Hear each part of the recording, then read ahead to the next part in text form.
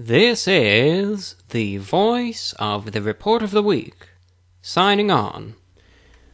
Hello ladies, gentlemen, and everyone listening in to today's new podcast of VORW International. Welcome one and all. Let's get right into things. Today's show, it's going to be around 4 hours, maybe a little longer. Just going to read listener emails and discuss some random topics. So there's the show. Hope everyone out there is doing alright.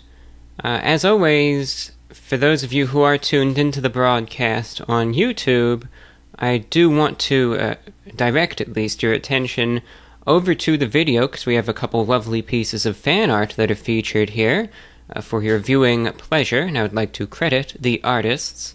We have 4 pieces of fan art featured in the show today. The first one is credited to an individual who can be found on Instagram at the profile Riley.Ness, that's Riley.Nes on Instagram. The second piece of fan art is credited to Anne in France. The third piece of fan art is credited to an individual who could be found on Twitter and most social media sites at Mara Munton Art, that's M-A-R-A, M-U-N-T-O-N, Art, again on Twitter and most social media sites.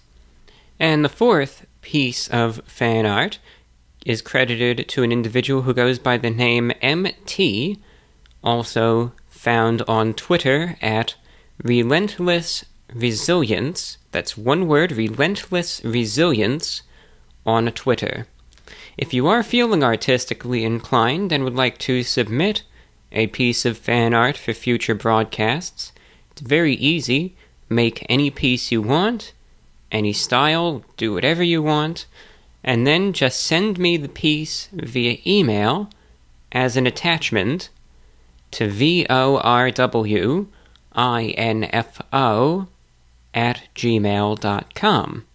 Please let me know how you would like to be credited, so then of course I can let individuals know who this piece of fan art belongs to, and where more of your work can be found. On one other note, please don't forget that in addition to this podcast, I also do a separate radio show, which is 4 times a week. So I do 4 new shows a week. That's 4 additional hours of content, aside from this podcast, every single week.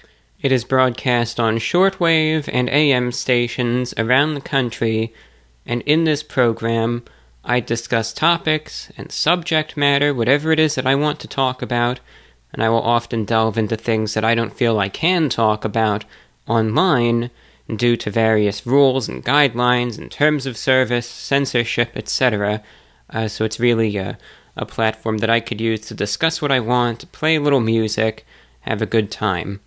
You can tune in every Thursday, Friday, Saturday, and Sunday evening at the time of 10 p.m. Eastern, that's 9 p.m. Central, 8 p.m. Mountain, 7 p.m. Pacific, on the frequency of 5850 kilohertz, that's 5.850 megahertz, shortwave. It is broadcast to listeners all across North America. If you have any questions about shortwave radio, if you would like radio recommendations, or again you have any questions about the medium, it's certainly something that I always take pleasure in discussing, and I will be happy to help you out. You could always reach me with inquiries of that nature, again via email at vorwinfo@gmail.com. We have a few sponsors, of course, that we promoted at the beginning of the broadcast. Please consider giving them your attention and patronage as they help keep this show going. The Running Jump podcast aims to give people interested in running the jump they need to get started in running. Each episode features lessons for runners and answers to listener emails. While the podcast is geared toward newer runners, plenty of the information will be used for intermediate and advanced runners as well. Recent episodes discussed getting started with running, the unexpected benefits from running, and dealing with the anxiety of people watching you run.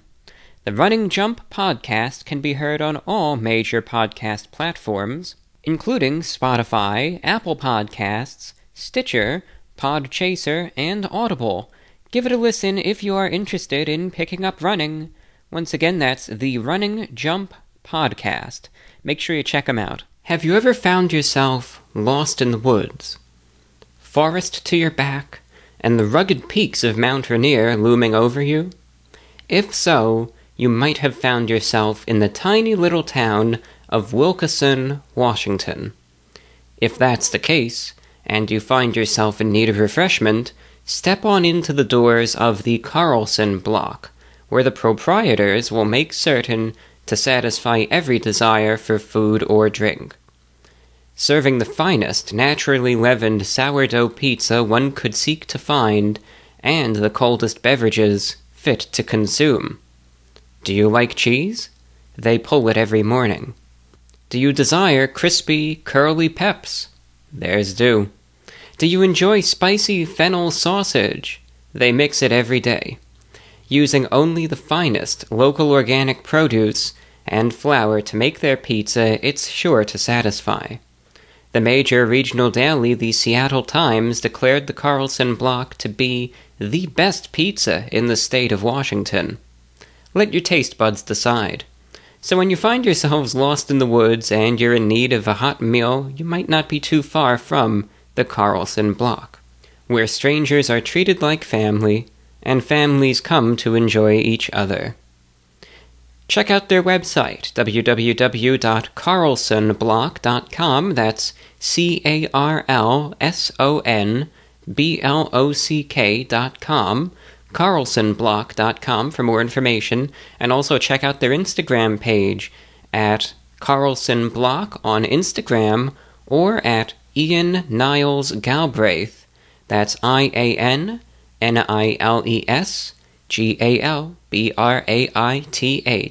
again on Instagram. If you're out there in Washington State and you want some delicious pizza, give it a shot. You won't regret it. Alright, so like I mentioned, we're just going to get into the mailbag portion now. I already recorded it, so I know there is a lot of discussion, lots of random topics, a lot of good stuff coming up. The mailbag portion of the program, it's really self-explanatory. It's a program where I just open up the email and I read what comes in.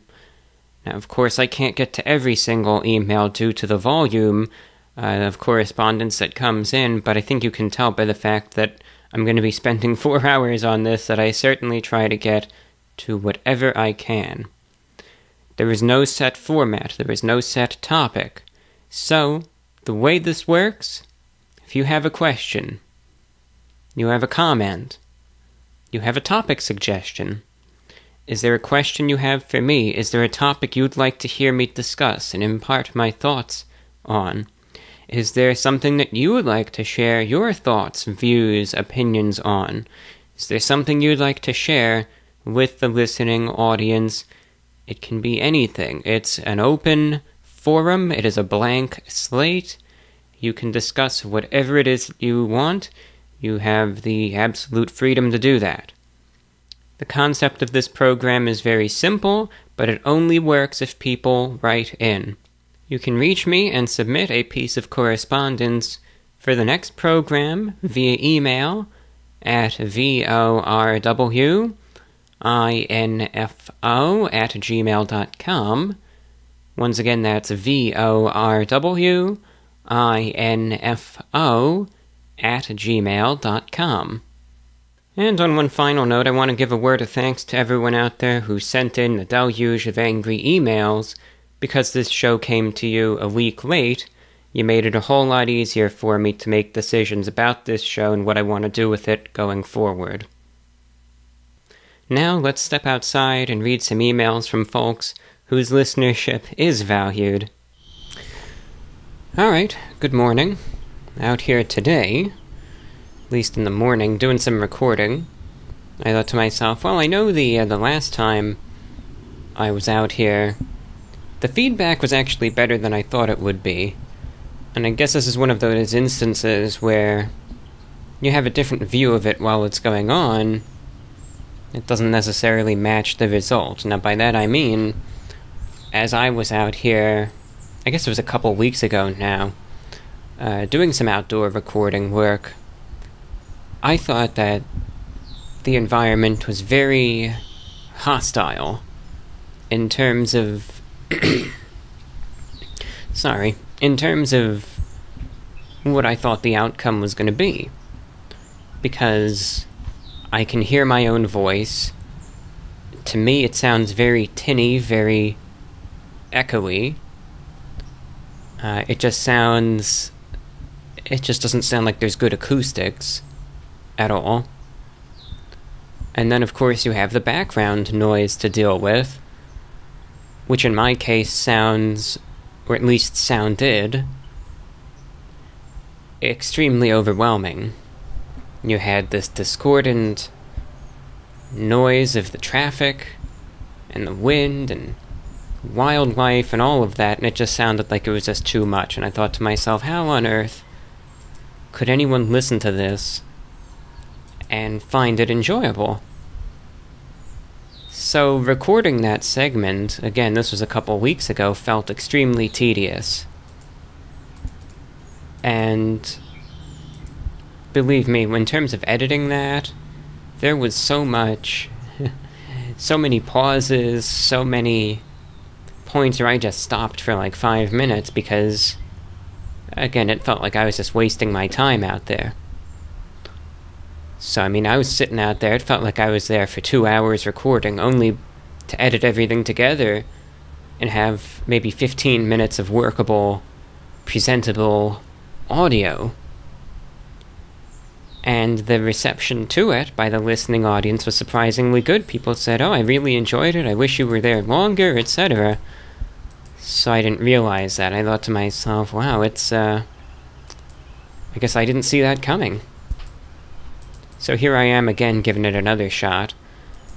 This time around, I'm just gonna stay here as long as I do, and, I mean, to me, it seems as though there's less noise.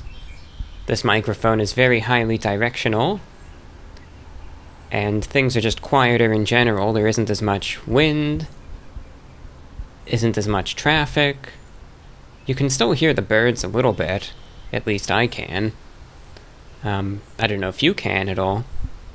But I specifically decided to go out here and do some recording because, quite frankly, the weather is very, very nice. This is how I wish it were more often. And I decided, you know, I'm going to take advantage of this, sit outside and do something with it. Because the temperature right now is in the 70s, which is very nice. And there is a thick cloud cover overhead. I would say 100% clouds. And it's not a thin layer either. These are very, very dark gray clouds. A heavy overcast today. A mild, light breeze. And very, very pleasant conditions. So I said, you know what? Just gonna go ahead, get some work done, and let that be that. So that's that's precisely what I'm doing. Got some emails we're gonna read. I'm just checking the weather right now. I want to see how long this nice weather is gonna last, if it's gonna be an all-day thing or not. Let's see. Looks like the cloud cover is going to be like this for a while. So that's good. It looks like it'll just be a pleasant day then. Alright, very good. Very good. So with that then, open up the email and see what we got. So we'll just pick a random spot, go from there. I got my water here, my sip of water. There we go. And let's respond to some listener correspondence now. We've got a lot of different interesting thoughts on various topics, so let's just begin. I think we'll first start with a couple emails about the celebrity meals, since that was certainly a question which I posed at the beginning of the show, the last show, and we certainly do have a couple responses about it. So let's see what we have. Joe in London, UK. I wanted to give my take on the celebrity meals topic. My view is that it's certainly a sign of the times, with the ever more prevalent corporatization of the United States. It's also fairly lazy, as with the most recent one just being a couple new sauces. In fact, I think the sweet chili sauce has already been released previously. It is, however, great marketing on McDonald's part, as it seems many K-pop fans are basically blind followers for their favorite artists or groups and will buy anything with their name on it. Great shows as always, Joe from London. So thank you, Joe, over there. I appreciate your 2 cents and take about that. Now, I would be willing to say I don't think the, as you described, the corporatization of the United States is anything new, although I do think that the thing that has really changed is that I think many companies realize they don't need to go above and beyond anymore to get customers. They really don't need to do that. There used to be a time where you needed exemplary products with service comparable to that in terms of its quality to be able to be successful. Nowadays, I think they realize they don't need to do that. What? Just put a celebrity's name on it, conjure up the cheapest garbage you can think of, the most unoriginal stuff, and people are going to flock to it just because someone's name is on it. And it's a proven tactic. It's proof that it works. Look at the number of sales with the J Balvin meal and the Travis Scott meal, and even despite the discontent and displeasure expressed by some K-pop fans, the money is there. And the BTS meal is certainly successful, so they just realize, hey, slap someone's name on it and people will come.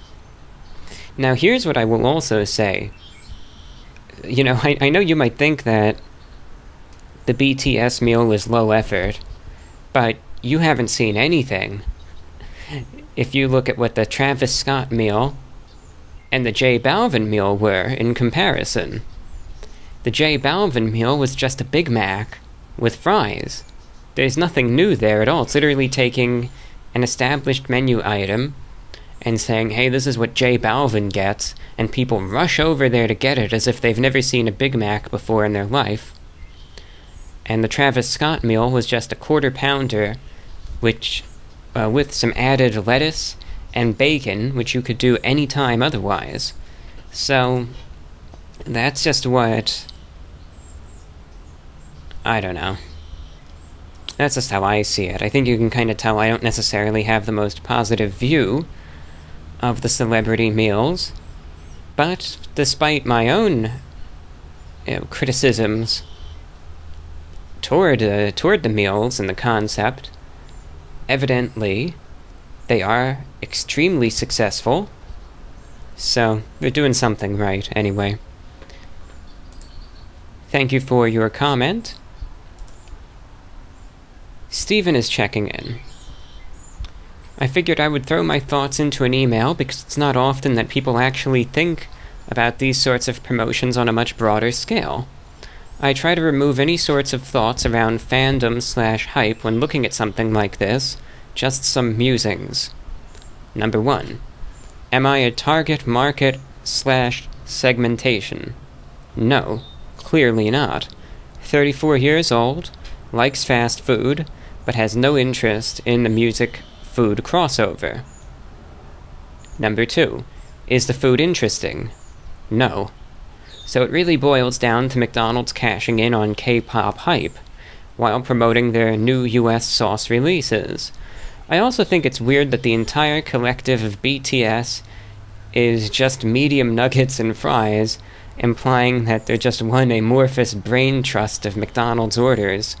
There's literally zero individuality, even with BTS as a group. Perhaps that's just an old man yelling at cloud thoughts, and I'm out of touch. I had to go back and look at your video again, and really you're essentially reviewing the sauces.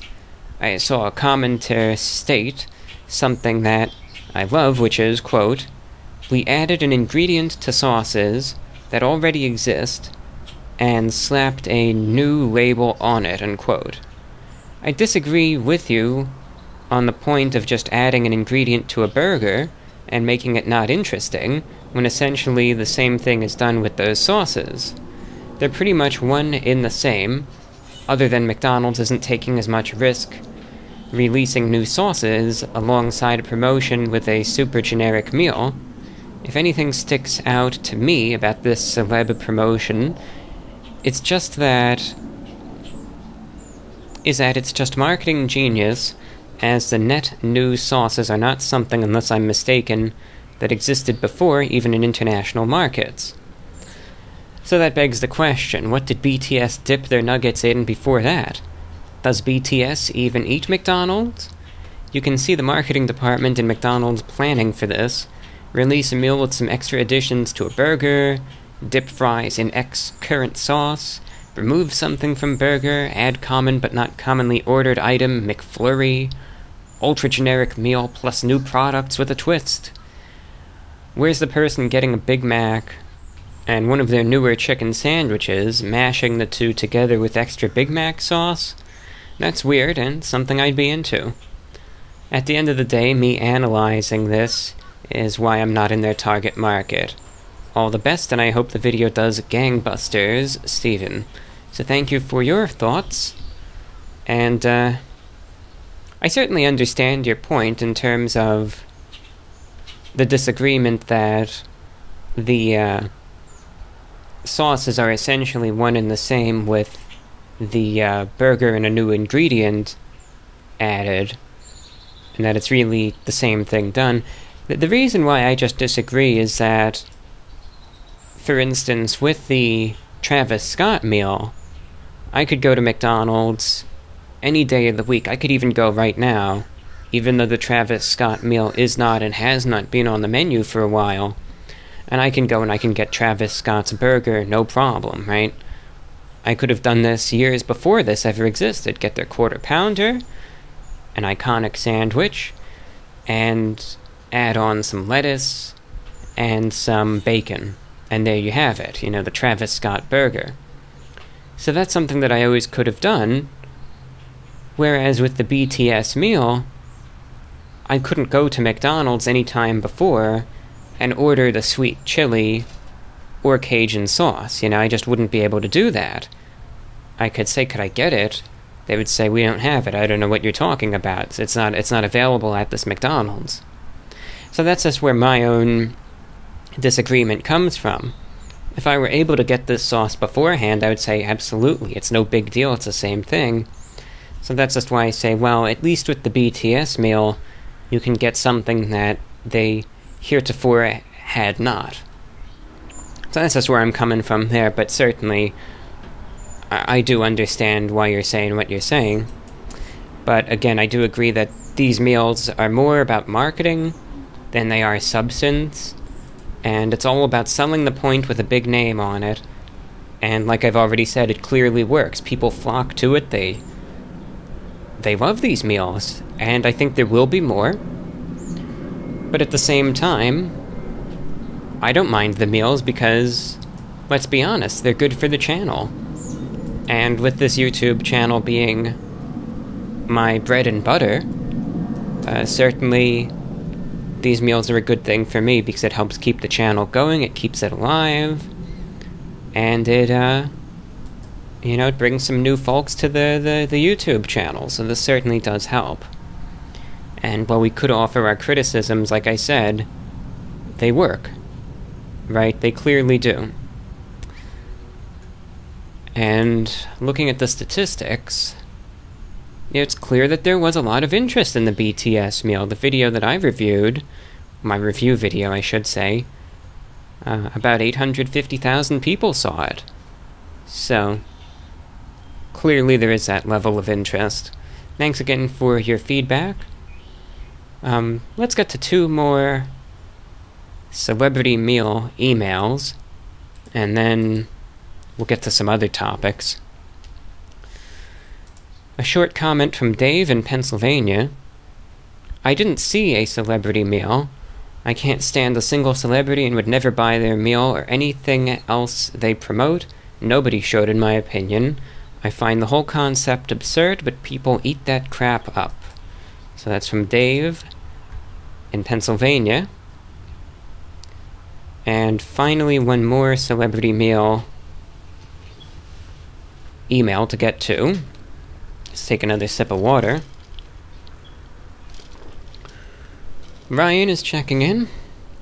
First and foremost, I'd like to tell you how much I enjoy both of your channels. I listen to VORW on YouTube in the evenings after work, as I currently don't have a shortwave radio, but I'm thinking about getting one in the next few months. As for the celebrity meals, I've never really bought into the cult of celebrity thing. I think I would be more amenable to the idea of a meal designed by a chef, or someone who makes their living around food such as yourself. That being said, I am open to the BTS meal because it has sauces you can't normally find in the United States. I enjoyed the international meals that McDonald's did a few years back, and this feels like a throwback to that idea. I have a question for you as well. I'm not sure if you've been asked this before, but has there ever been a food review that you have approached with fear and trepidation, one that you questioned whether or not you wanted to review it? Thanks for making the quality content, from Ryan.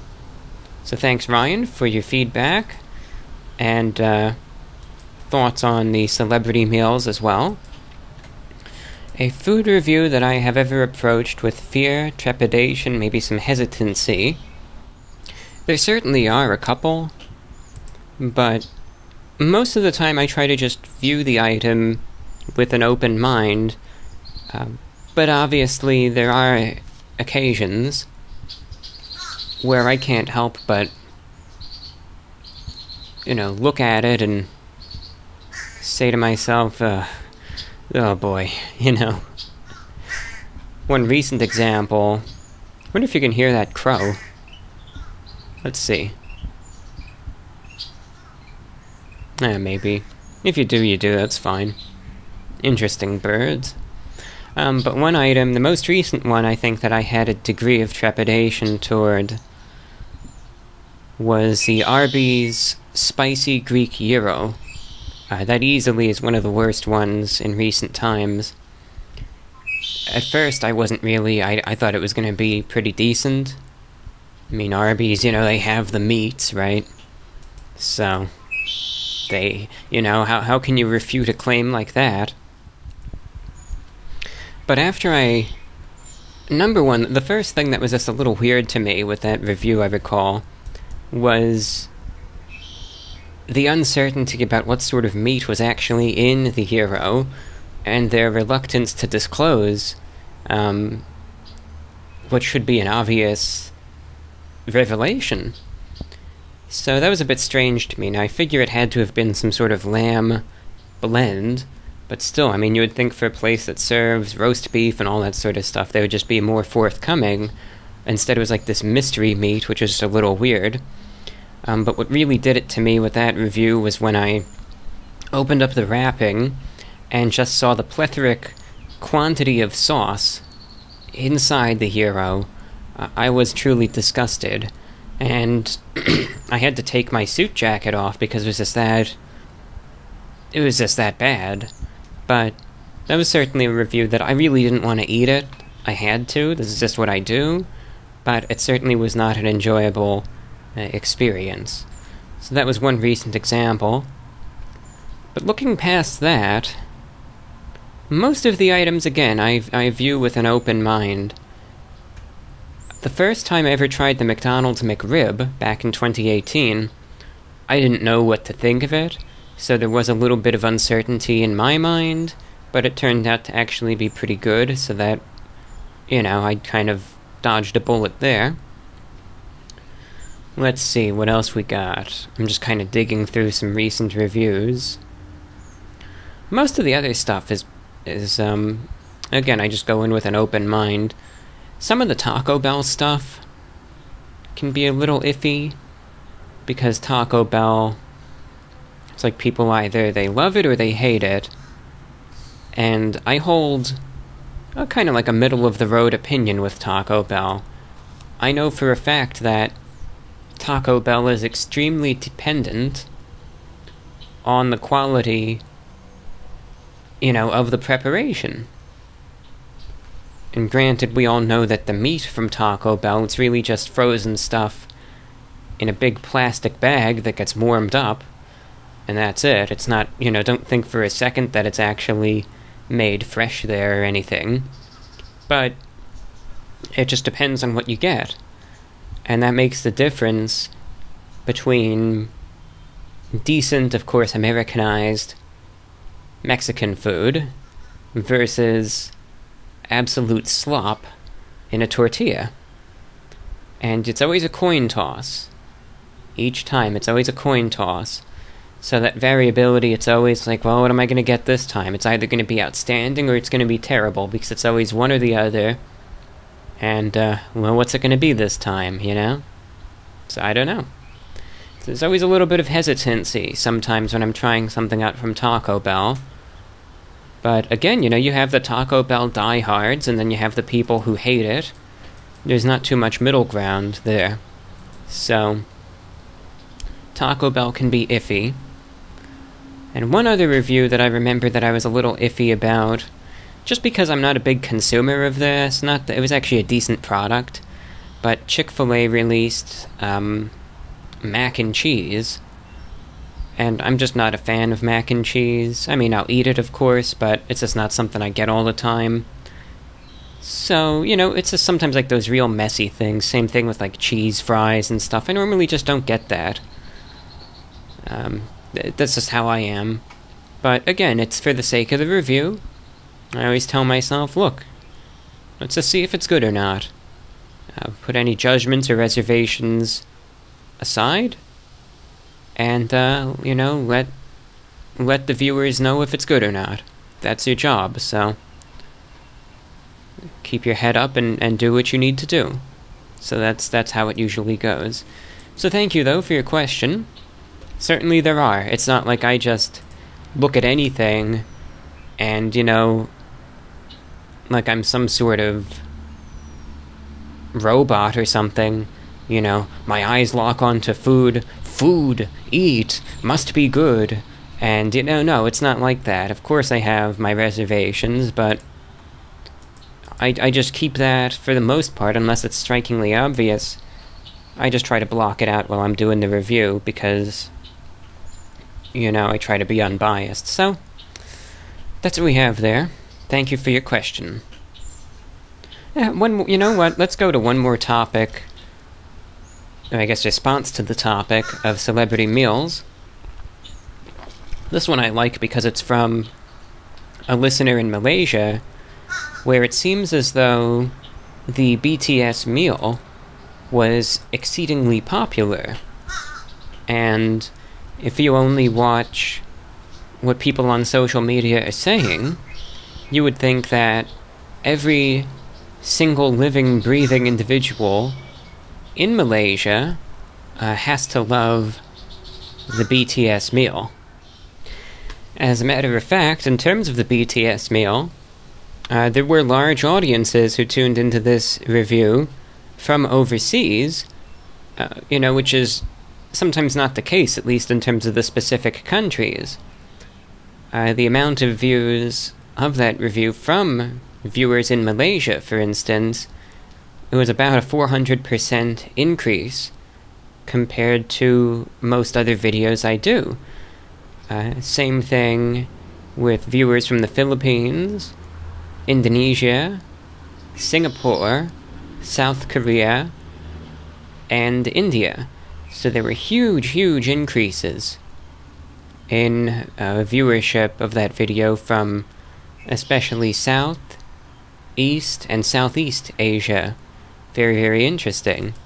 And most of the stuff that I saw on social media about the BTS meal was particularly from individuals in Malaysia. And again, you would get the impression that everyone there is fanatical about it, but we have an email to the contrary who says, I'm sorry for the language, but this is how I truly feel. I think it's effing stupid.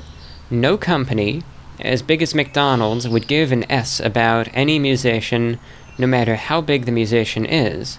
Can't wait for them to sell normal, cold, rotten French fries rebranded as a Post Malone collaboration meal for a huge markup, and watch the thing fly off the shelves. Telling it like it is. Tell it like it is. Very nice. I appreciate that, though. You're getting the real deal. Some true thoughts about it.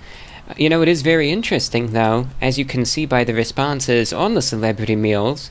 It's obviously not what some would expect, you know, based on all the sales and everything garnered by the celebrity meals. You would think that every single person loves these meals and thinks they are the best thing ever, but you could obviously see here that that is not the case. So, very interesting, but it's kind of good to read some opinions on the contrary. Alright, now let's get into some other topics and pieces of feedback here. Alright, next we hear from Nady, who says, Dear Sir, I'm glad to hear that the dentist appointment went better than you thought. I remember when I got my wisdom teeth pulled, it was the first technical surgery I ever had, and I was so nervous. On my end, it went well, and my dentist ended up playing some 80s music during the procedure, which was a treat for me. I have more than a few questions for you, so you can pick as many as you want to answer, or none at all. These are just some questions that I had that came to mind while listening to the podcast. Also, I was listening to the newest episode in which you describe your dream about the ship. It sounds like you had watched a full-blown movie while asleep. I used to have dreams like that with extremely detailed plots. So, thank you for your email, and we'll get into a few questions. Yeah, it is interesting, though, the disparity in various dreams. You have some that seem so intricate and detailed, and have all of these plots and different, even subplots, and it seems so realistic, whereas other dreams are just so simplistic, you know? Now, I don't know if that just comes to the fact that perhaps we remember more of one dream than the other, so it seems more detailed, or what, or if there are just more vivid dreams and they're not all the same. You know, I don't know. It's interesting, though. On to a few questions. Question 1. I have tried listening to your broadcast on a web SDR without a lot of luck. I have no clue how to work it. Any suggestions? So, what I'll do is, I've come to the realization with many of these web SDRs and online shortwave radios, I'm not going to waste the time anymore trying to explain how these work. So there is an easier solution. I can send you a link to one of those online receivers that is already fixed-tuned to the frequency that I broadcast on. There are a couple that I know of that will get a good signal, and all you literally do is you click on the link, it's again fixed-tuned to the frequency that I'm on, and you're guaranteed good reception. You know, the only thing, I'll give you the links, and I'll just say make sure you tune in at 10 p.m. Eastern on these days, and you'll be able to hear it just fine. I will say as a preface, the one web SDR receiver in the Netherlands, it's a very good receiver, but in terms of picking up my station, it's absolutely terrible for that, and I would really recommend that no one use that web SDR ever if you're trying to hear any of my broadcasts, because it'll get a bad signal at best. So I'll just send you a pre-tuned one. You'll get good reception every time, and again, all you need to do is click on the link, and it's as easy as that. I think it's just a better approach at this point than trying to explain, okay, see this box here, you have to type this in this box, and then click this, and then move this over here, and then adjust this filter, and then zoom into here, and then click this arrow, and then do this 3 times over at this time, you know. Just say, look, here it is, click on the link, and you're good to go. I think it's easier to do that. But if someone does want to learn how to use those more, I do have some videos that I made about web SDRs and how to properly use them that you could easily find on the main YouTube channel. Another question that you write, if you could have any superpower, what would you pick? Not just typical flying and laser vision, but powers like electrokinesis, which is a word I made up to describe control of electricity.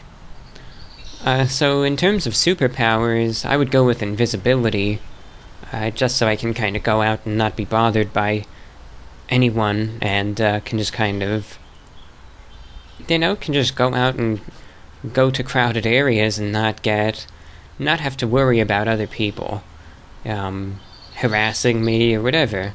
So I would easily do that. I know there's cooler things that I could do, but I would just go with that because it would be very nice and certainly something I would greatly welcome. And the final question, my favorite book of all time is Frankenstein by Mary Shelley. I have a few related questions to the book. Have you read it? If not, I recommend it. I try to read it every Halloween. I have read it, but it has been a while, so I certainly am not... It's not fresh in my mind, but I am, at the very least, familiar with the basics of the plot. So again, it certainly is something that I have a basic understanding of, but I can't say I'm extremely well versed in it. Secondly, you ask, what do you think about the overall character of Frankenstein's monster? Personally, he is my favorite character, and I feel bad for him. So thank you for your email and for your questions. In terms of my thoughts on Frankenstein's monster, again, at least from my limited understanding, as I rack my brain, it's one of those situations where, you know, you feel... It draws the line very, very, very closely between who exactly is the protagonist and who is the antagonist. Obviously, Frankenstein's monster had no say in his existence and was just created, really against his will, but couldn't you say that about anyone in this world, quite frankly? But obviously, because of his appearance, was horribly treated by most of humanity, which, you know, that is true. I mean, most people in this world are vain, they're narcissistic, and they are extremely judgmental, and will be very, very quick to judge others. And I really don't care what anyone says or what some company posts on their social media or says that people are actually this way or that way. Any of that, it's just lies, in my opinion. That's just how I see it, anyway. So, yeah, humanity is judgmental. Always has been, always will be. No changing that at all. And while I understand the creature's decision to exact revenge upon those who he deemed wronged him, I don't, at least in some of the situations, feel it was the right thing to do. You know, it's just probably the product of a situation of desperation and felt like he had nothing else he could do except this. But again, I just don't think that was the right thing to do. And that's just my 2 cents. It's just a bad situation in every aspect, pretty much. But that's my take, anyway. And again, I already said it, I prefaced it with this, but I'll say it again. I don't it's not fresh in my mind, so I might have been confusing various details, etc. I fully admit that. Alright, let's get into some more questions now. We hear from JD, who has a couple. I'm going to answer 2 of your 3 questions. So first you say, "Hello John, I've watched several of the Running on Empty reviews in the past few years, and recently tried the podcast. I've listened to the recent 3 4-hour episodes from May 28th, May 8th, and April 22nd, and find your presentation and format to be pleasant and engaging. I like your message of open inclusiveness, so I'm looking forward to hearing more. I looked at the specific email address for Running on Empty questions, but didn't see any, so apologies if this isn't the right forum. I write today to inquire about the fast food reviews." To interject, no, this is fine. This email address is pretty much all that there is in terms of questions. Continuing, "I've found fast food best consumed on-site, whether inside the restaurant or in one's vehicle. Taking it home ends up being at best a C+ experience. Every moment the food sits in the bag decreases its quality. Time is steaming away crispiness. The whole thing is losing temperature.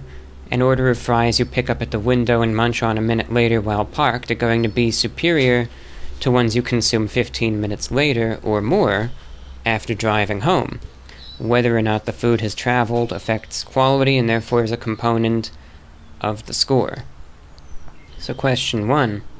Does on-site versus at home get factored into the review?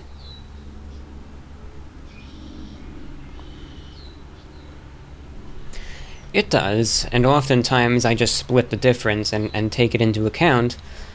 You'll notice also that I do that with many things. For instance, I always try to factor in how would the sandwich, let's just say sandwich for instance, taste with more of this sauce, or less of this sauce, or more of this or less of that, and factor that in as well. So yes, there are many things that I take into account. One thing that you also have to understand, though, is that most people these days, at least a lot of them, get food delivered. That's obviously a product of the whole COVID situation, but it's something that was certainly popular beforehand, and I think will remain very popular after that as well, with delivery services such as Grubhub, DoorDash, Uber Eats, Postmates, etc., obviously being very popular. So I do disagree with the notion, though, that everything that is delivered or brought home is automatically subpar food, because if that's the case, how are all of these delivery services so popular?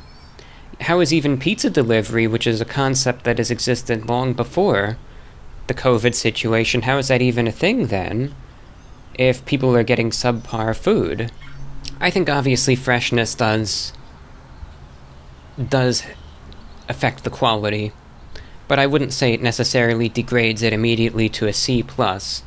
And that's just my disagreement in that regard.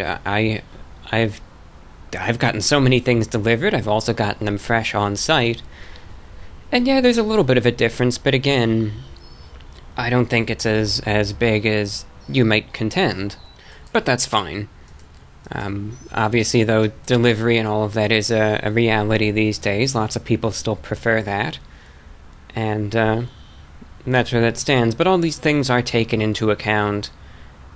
Again, it's not like what I said a while back, where I'm like some sort of NPC and mindlessly look at the food and think, food good, eat food.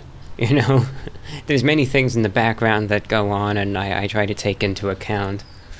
That's the only term that I could even think of. I mean, again, I should probably say robot, because the other term might be pejorative to some, but it is what it is, too late. So, it is something, though, that gets factored in. Lots of things do. Secondly, you say, how do you determine whether you are going to review in your car versus taking it home? I just decide on the spot. It's like, am I going to do it in the car today, or am I not? And it's just a simple decision like that. Now, you have to realize, though, because you might be saying, well, I think you're giving it a bit of a handicap if you're getting it on the spot versus getting it at the delivery. And it's going to be fresher if you get it at the store and then do the review there in the car versus, oh, that was a big truck going by, versus getting it delivered. But the thing that you have to realize, when I get an item delivered, during that delivery time, I have everything set up. So it's not like I get the food delivered and then I decide to, I get dressed and I do my hair and then I set up the table and the lights and that takes an additional 15 minutes. No, the minute that I place the order, I make sure everything is ready to go. I have the shot all set up. I've got the camera ready. I've got the lights on. I'm all set. And what I literally do is the minute I have my notes down, the minute the food comes in, I grab it, walk it over to the table that I'm doing the review at, I sit down, and I turn the camera on. So as soon as I get something delivered, everything is set, it's good to go, and it's all ready. So the moment it gets through the door, I'm reviewing it. On the other hand, when I get the food at the store and do the review in the car, it actually might even take longer to set up in terms of a car review than you think, because you have to drive around. Once you get it, you have to drive around, you have to find the perfect spot, and that takes a long time. Most of the time, that takes about 5 to 10 minutes, because I go into a spot, I have to get the camera out, I have to angle it. Now you can't really see the store, you can't see the sign. Have to back out, have to go to another spot, try that. No, that doesn't work. Go to a third spot.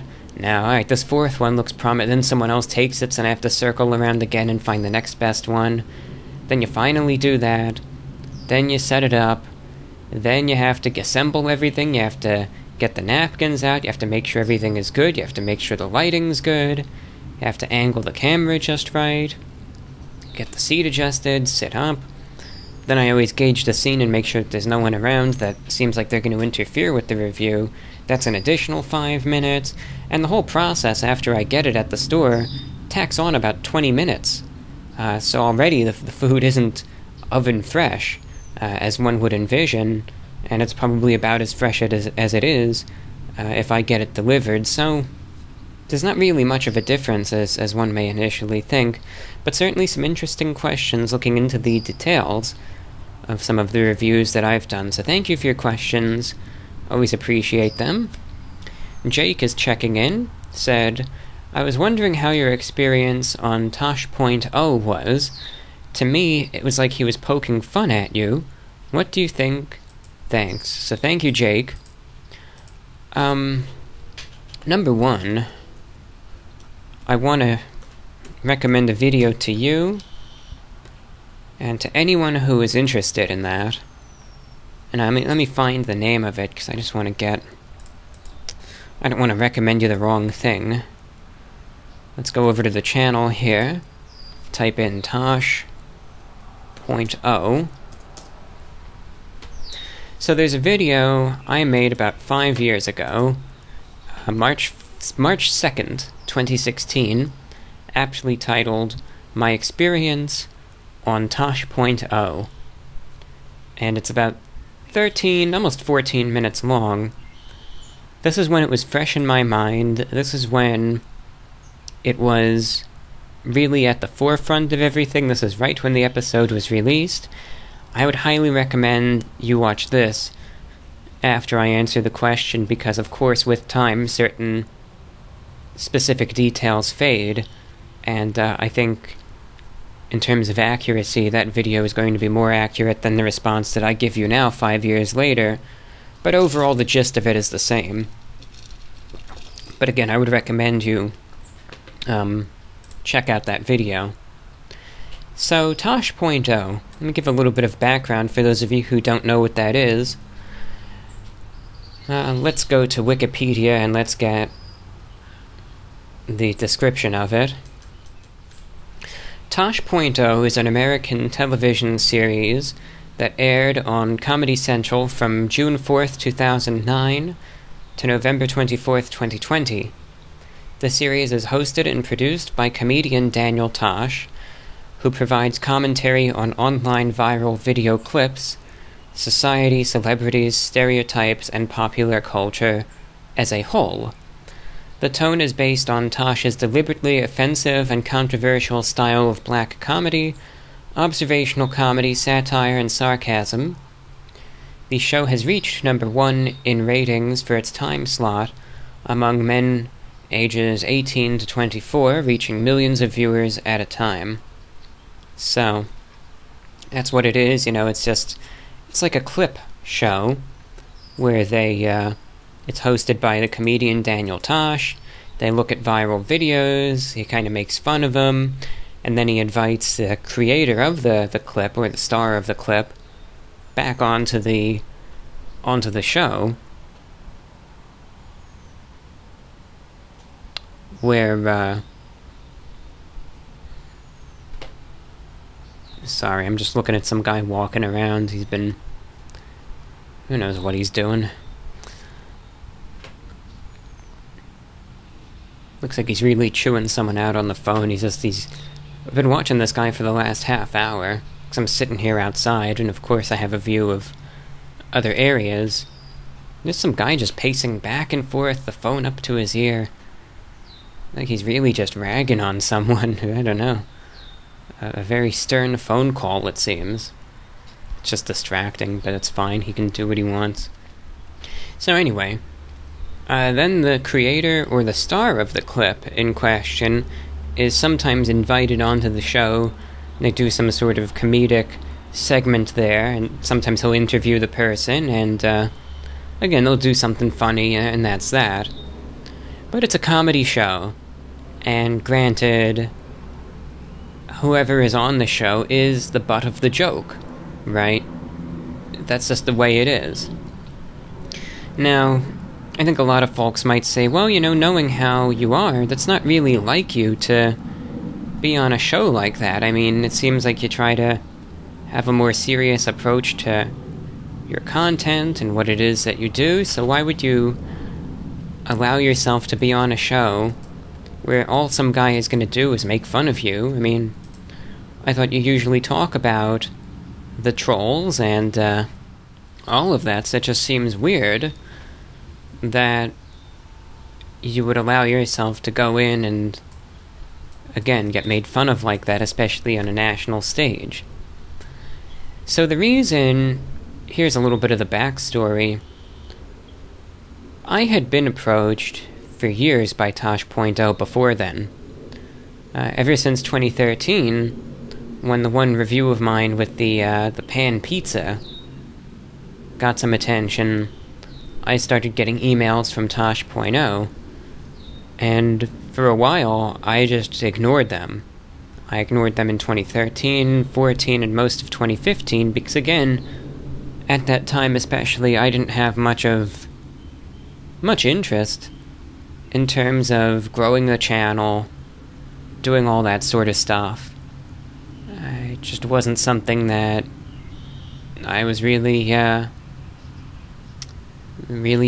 open to doing. I was just doing this as a hobby, and very non-serious.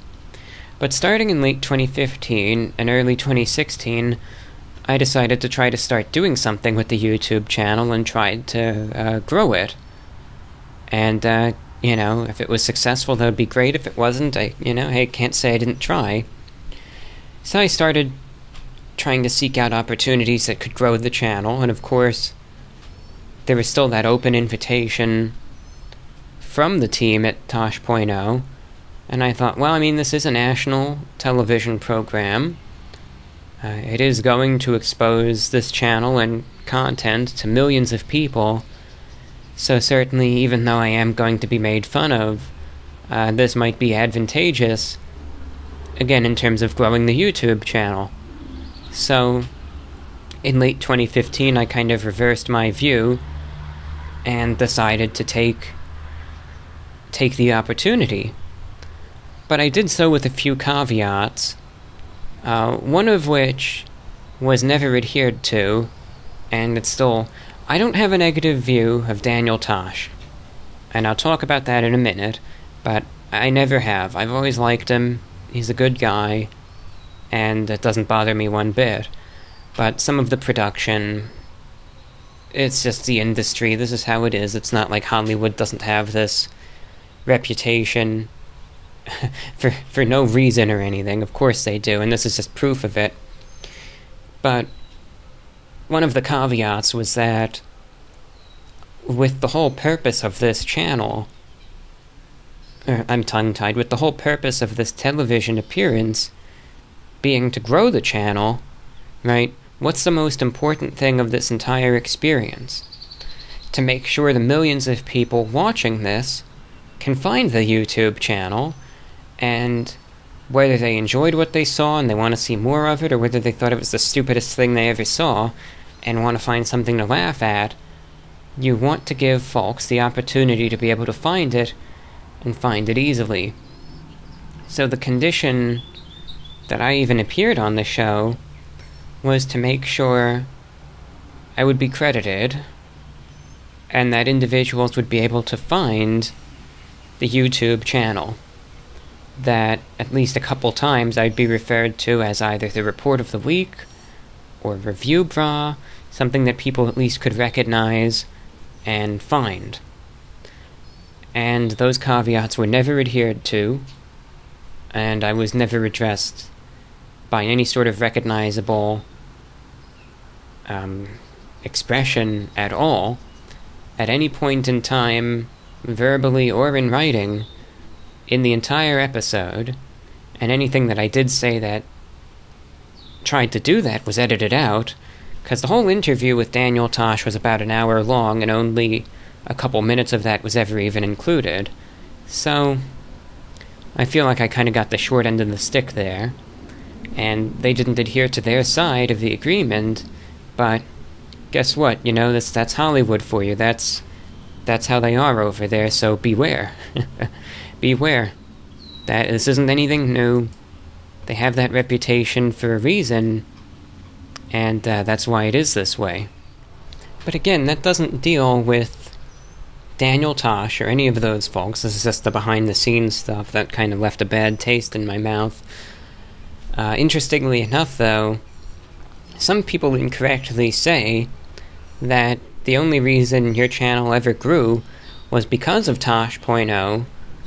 That's not true at all, though. It's actually not true in the slightest. And I want to conclusively prove that to you right now, because what I'm going to do, let's go into the analytics of the Report of the Week channel. Let's go right now to Custom, and let's go 1/1/2016, and let's go to 12/1/2016. And let's apply that, and let's see what the channel was looking like in the meantime there. You know, how many people saw the channel? So with the episode being released in March,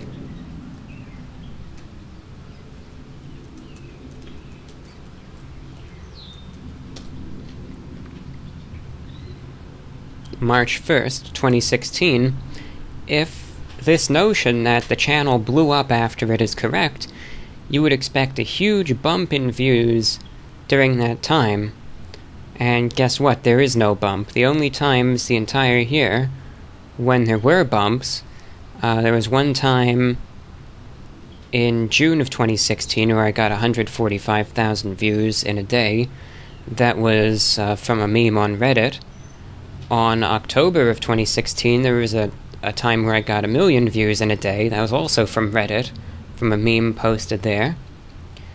From June onward, the amount of views increased, and that was because of some some drama going on 4chan with stalkers and stuff, and that lasted the whole year after that point. But before then, there's nothing. There's no bump, nothing whatsoever. Let's actually cut it back now before June. Let's just go to January to May 1st of 2016. And let's go now to March 1st, when the Tosh.0 episode premiered. On February 22nd, or 27th, sorry, the YouTube channel got 15,835 views in that day. On Sunday the 28th of February, about 11,200 views. So, that's all before the Tosh.0 thing. On March 1st, the YouTube channel, this is the day the episode premiered, to millions of people, the YouTube channel only got 12,291 views in that day.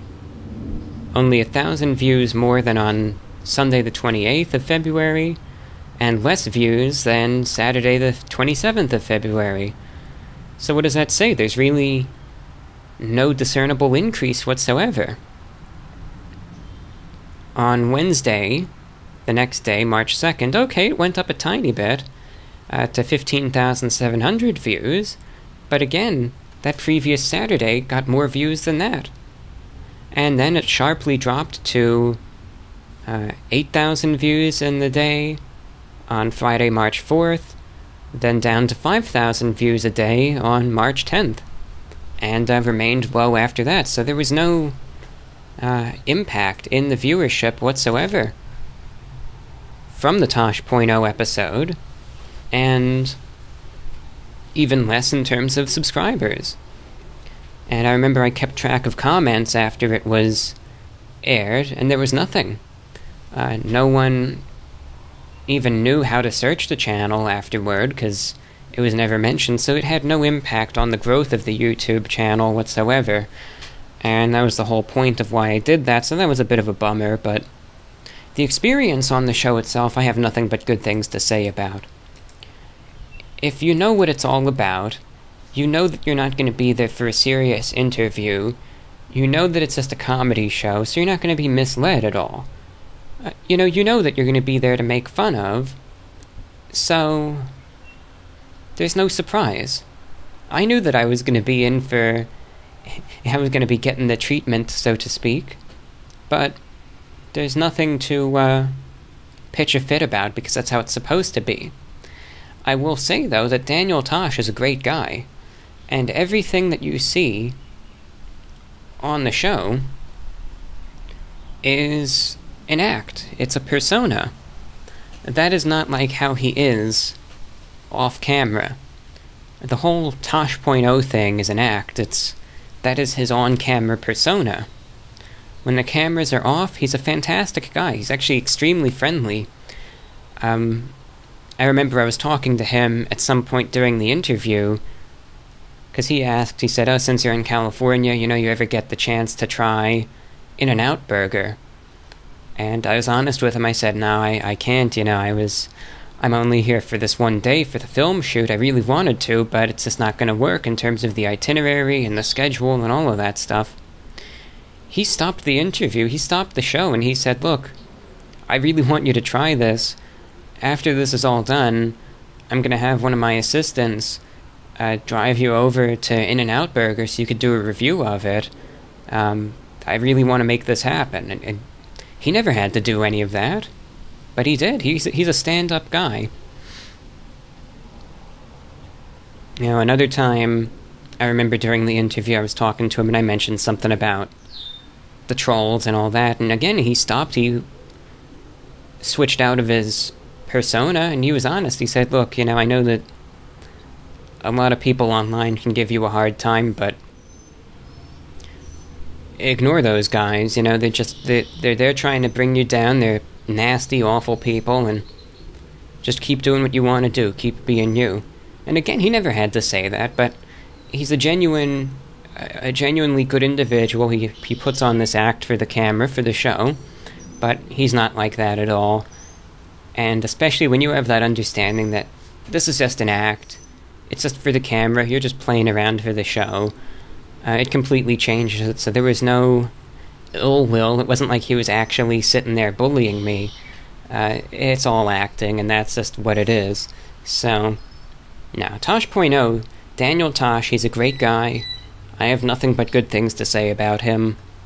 Issues with, the production and all of that, and some things that I wasn't happy with, but look, to tell you the truth, that's all water under the bridge now, and what's done is done. That's all done, and that's all that there is to say. But I would again recommend you watch my experience on Tosh.0 that I uploaded in 2016, and then if you want to, the Tosh.0 YouTube channel uploaded the segment that he did on me, which, again, just take it, understand that it's a comedy show. The whole point is making fun of me, so just go in with that understanding. But if you want to watch that segment, you can find it by searching Food Reviewer. So Webrity, that's CEWEBRITY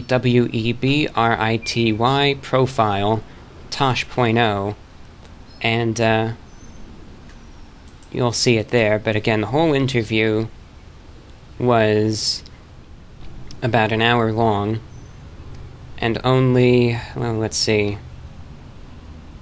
couple minutes of that were actually used.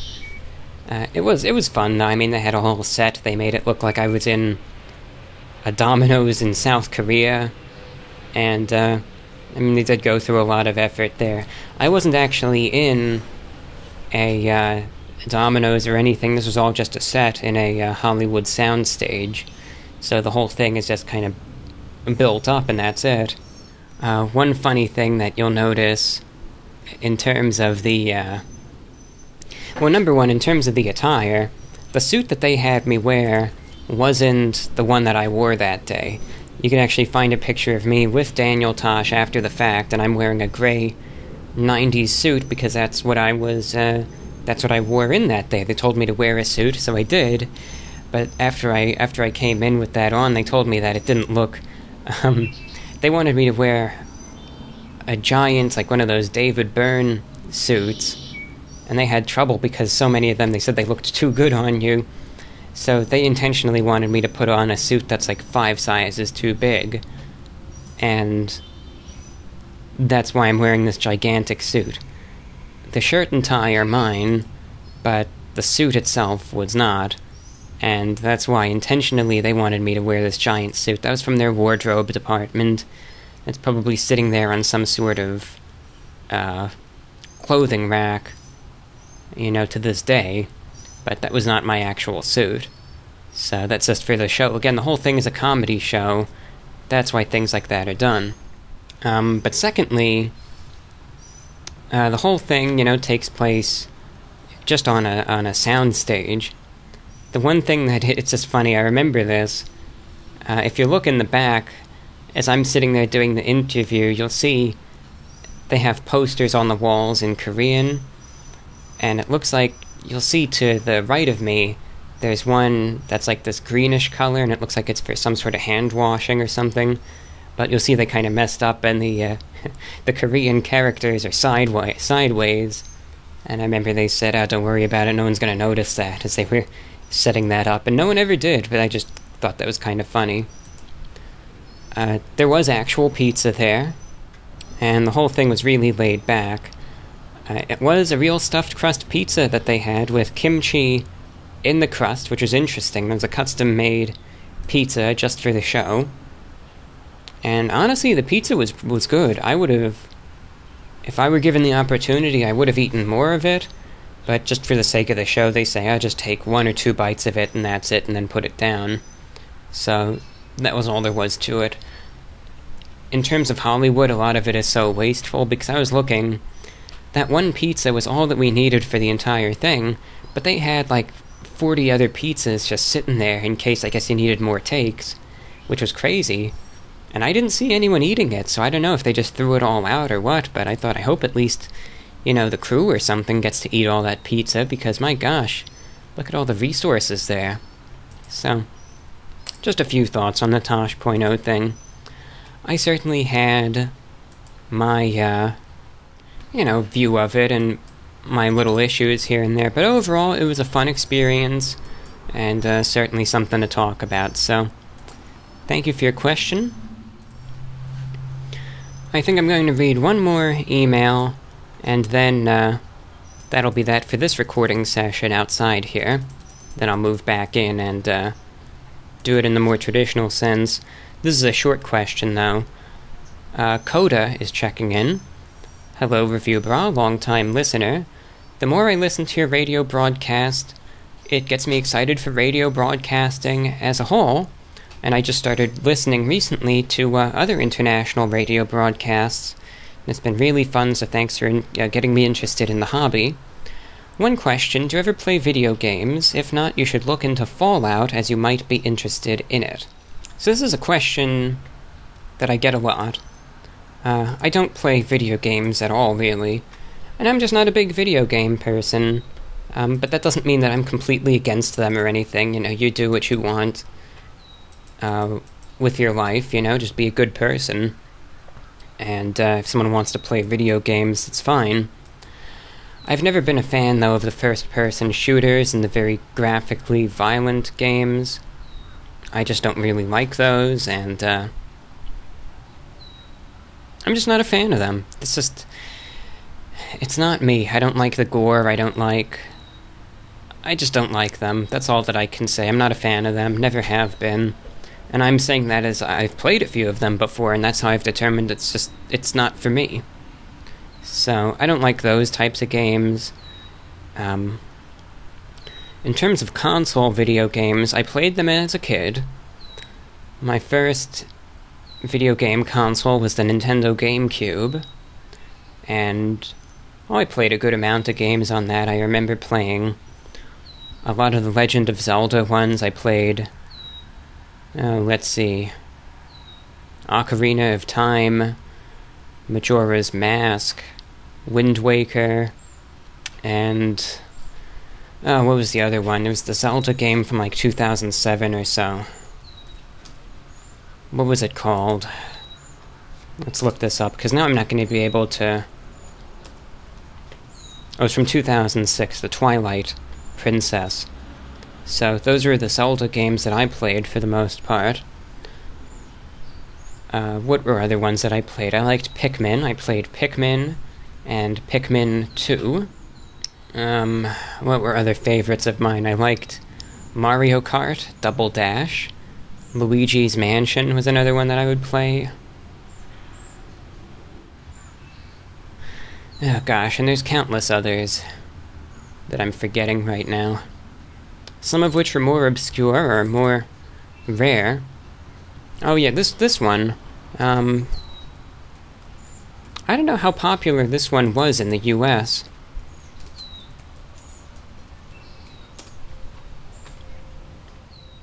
Looks like it's actually pretty expensive. Like, you could sell this game for like $200 or something, which is crazy. I always liked Lost Kingdoms and Lost Kingdoms 2, though I liked the original the best.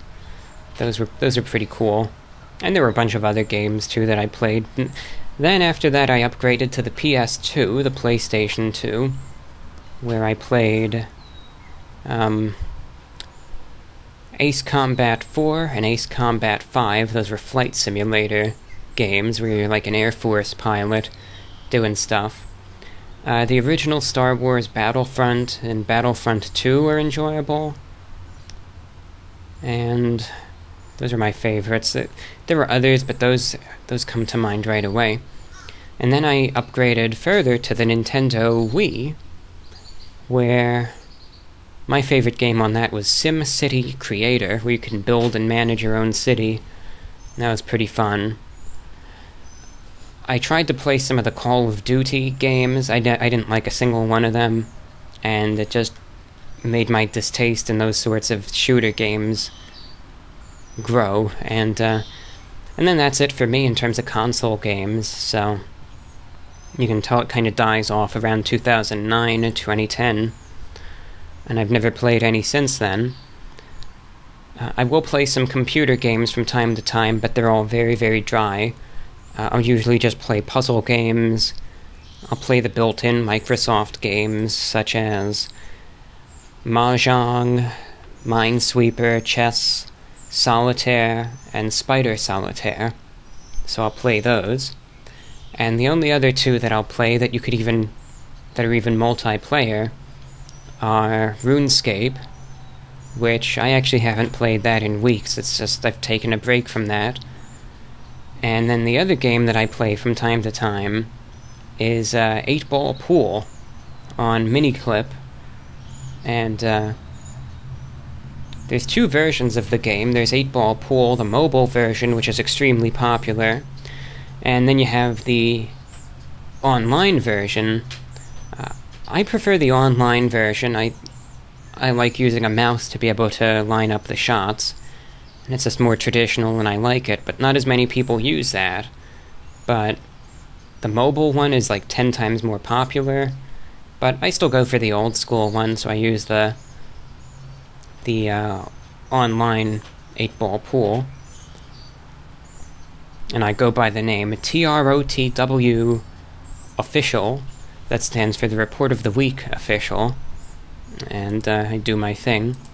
But that's what we have, and thank you for the suggestion on the game, by the way. Alright, so I'm back inside, and let's just get to some more emails. I don't think there's anything else to discuss, so...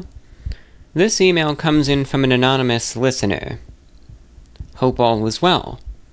As someone who is always on point with his attire, I imagine that you probably think about which types of socks you wear to match your attire.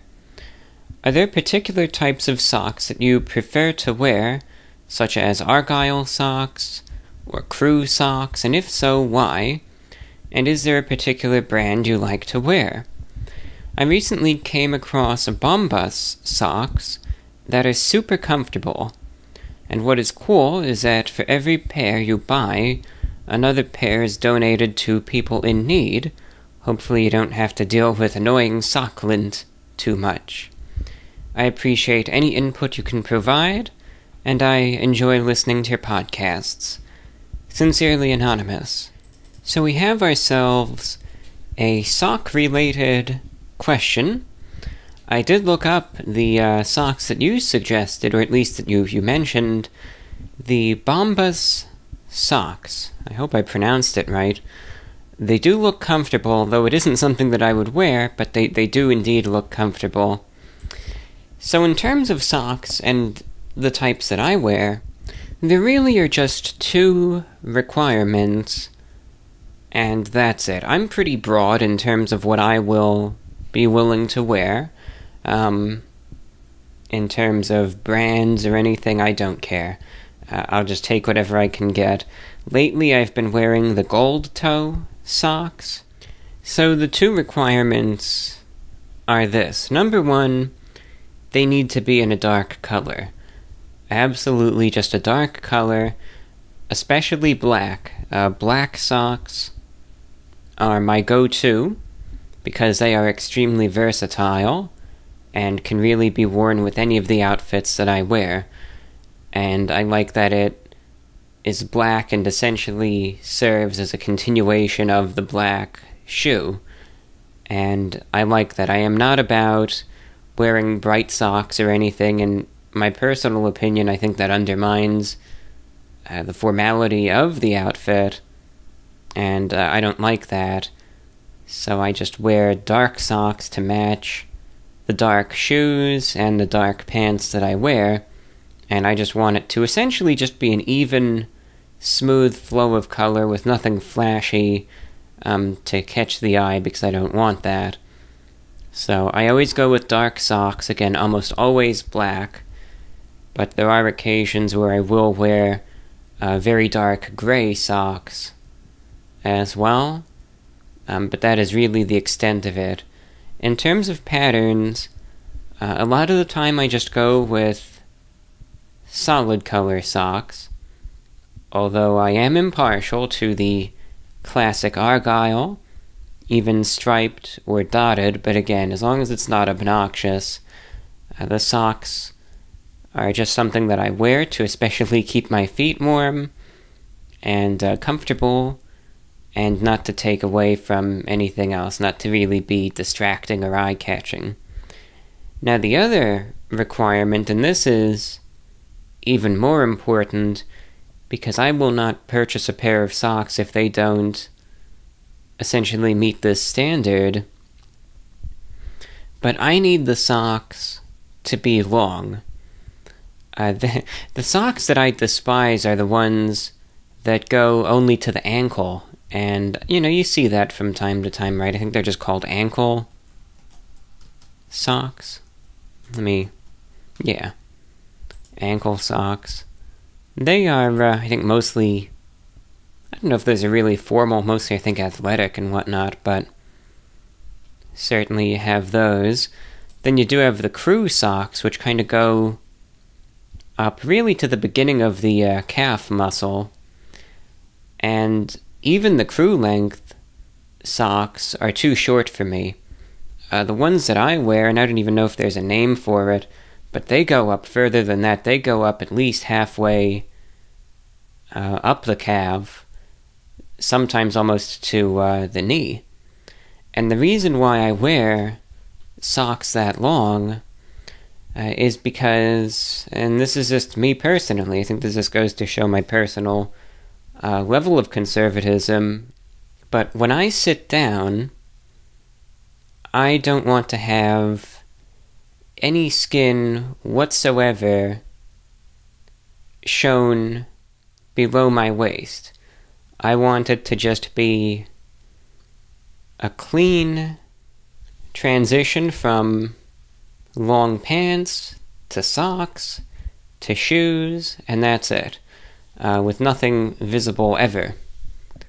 And that's a standard that I've maintained for over a decade now, and I can't imagine anything but that. I'm not comfortable with that. So when you sit down, sometimes, though not always, but sometimes the pants kind of lift up a little bit, and some of your leg is visible, especially the, perhaps even part of the ankle, the lower calf, etc. And I don't want any skin to be shown there. I just want that continuation of the fabric, and that's it. And it's honestly, there have been instances where I've even worn crew-cut socks, and when I'll sit down, sometimes I'll feel the air touching the skin there, and it's deeply uncomfortable to me, so I need that to be covered up. And I don't like the way that it looks either, so that's why I will not purchase a pair of socks. I don't care what the fabric is or what the color or pattern is. If they're short, they need to be long, and again, they need to cover all that up, in my opinion. Now, someone will probably say, even on a 100-degree day? Yeah, even on a 100, I don't care how hot it is, it doesn't bother me. You better believe, when I was sitting out there doing the recording today, that's what I was wearing. The day before that, I wasn't doing any recording, but it was 101 degrees outside, and I was still wearing a tie, and long pants, long socks, black dress shoes, you name it. It's what I wear every single day. I'm not going to change, despite however the weather may. So that's just how I am in terms of socks, but length is important. They need to be long. Honestly, let them go to the knee. That would be best. And they need to be dark in color as well. So obviously an extremely, I imagine, traditional approach to it, but that's how I am with a lot of stuff. So thank you for writing in. Speaking of the heat, we hear from Andrew in Anchorage, Alaska. I enjoy your show very much. Thank you for doing it. I've left my state only a couple of times, so I've gotten very used to the weather here. How do you live in such hot weather all the time? I don't know if I could do that. I think that 75 Fahrenheit, or 24 Celsius, is the hottest I can enjoy, Would you ever consider visiting up here? Thank you. So, thank you, Andrew, up there in Alaska. Certainly, I understand where you're coming from, because I do believe that temperature and sensitivities there, too, is really an individual thing, and perhaps it is influenced by the climate one, is accustomed to. But then in my case, see, that doesn't even really... I don't know, I just think it's a sensitivity that is particular to the individual. Maybe for some, where they were born and raised has an effect. Maybe in other cases it doesn't, I don't know. But certainly, there are folks who, again, in your case, will only be comfortable, will find 75 degrees to be the hottest one can really tolerate. And, then there are other folks, of course, who could sit outside in 100-degree weather. Many of those same people, though, may not be able to tolerate, the extreme cold temperatures that others might. So it's a spectrum. And different people, I think, fall into different ranges. I myself am variable. That's how I see it. Heat, I have no problem with, ever. Cold, on the other hand, requires some acclimation, but I can get used to it, and I can deal with it. So I'm flexible. Heat is my preference, but cold, I can live with it, I can deal with it. You just gotta give me a little bit of time to get used to it, but I will. I will be able to. So that's my take on that. In terms of heat, well, I'll give the example that I was just talking about. The day before yesterday, it was... And see, this is just how I am with heat. This is how I've always been. This is why I can wear suits outside and be okay with it. The other day, it was 101 degrees Fahrenheit. It was bright, it was sunny, and it was very, very hot outside. But I wanted to get some fresh air, so I went outside. I brought my laptop with me, listened to the radio a bit, and I was outside in that for probably... let's see. I'm just thinking to myself right now. I would say at least 3 to 4 hours, probably most likely around the 3.5 hour mark.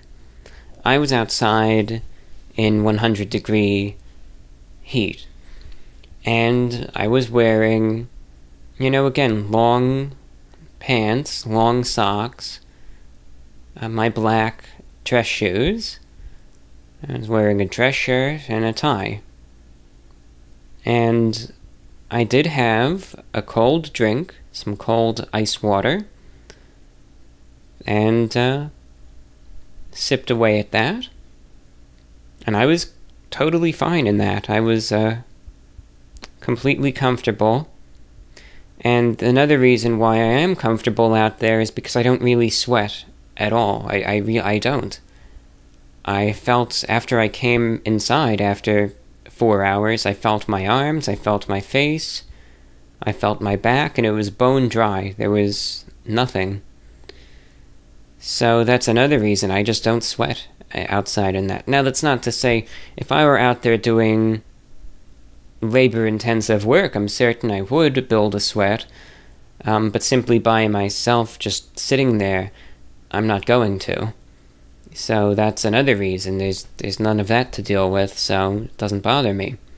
Now, at the same time, I realize, though, just because I don't necessarily sweat doesn't mean I can be a little lax on my consumption of liquid, so I always regularly consume my ice water, and I think that's one of the reasons why I'm also able to tolerate it, because it just, I don't know, the ice water really helps me out. It keeps me nice and cool and refreshed, and I like it, so I can deal with that.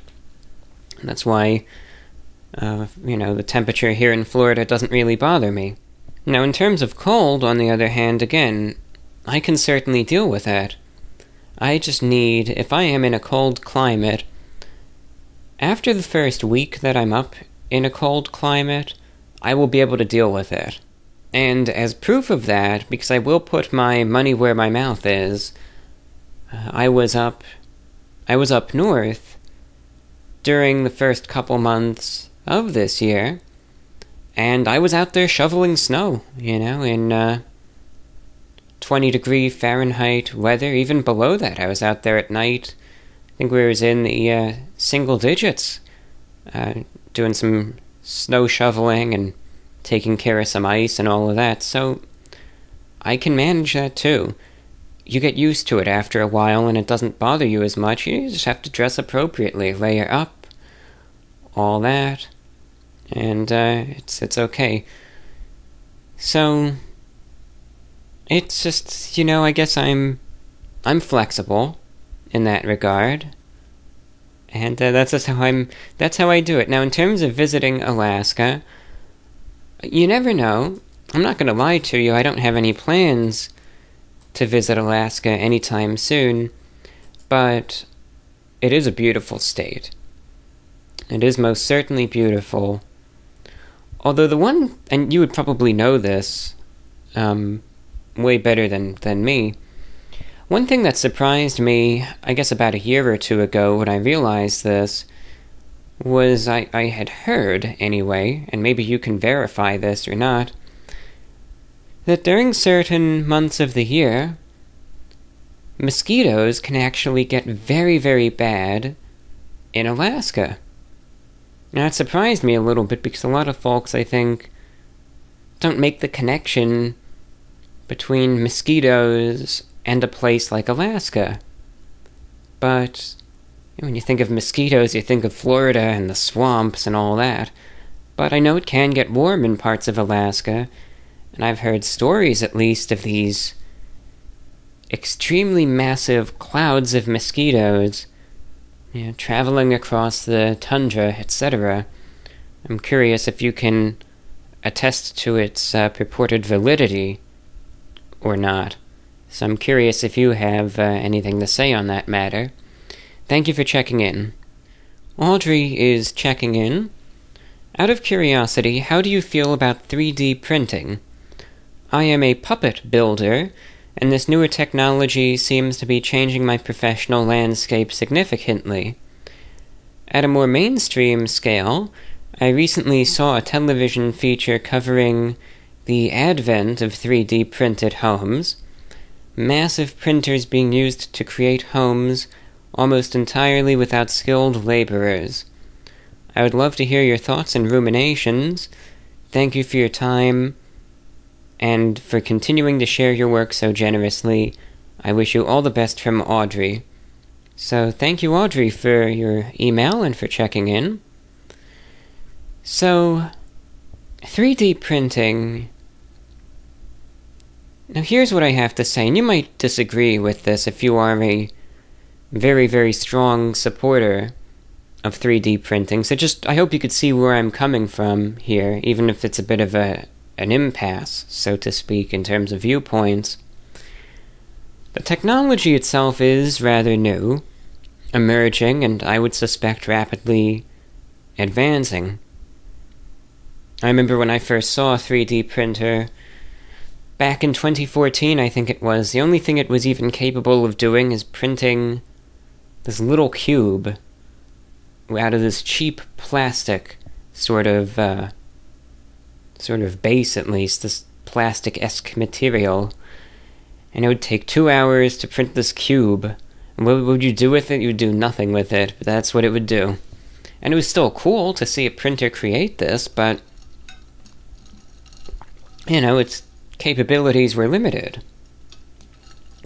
Now, maybe it had more to offer than that, but whoever managed it just only wanted to make these silly things, and that's it. But it has come a long way. I mean, lots of things, Well, I mean, you could see in your field how it has affected things. And that leaves you with a pickle. Certainly it's an emerging technology. Certainly it could have some benefits, but I don't necessarily support it.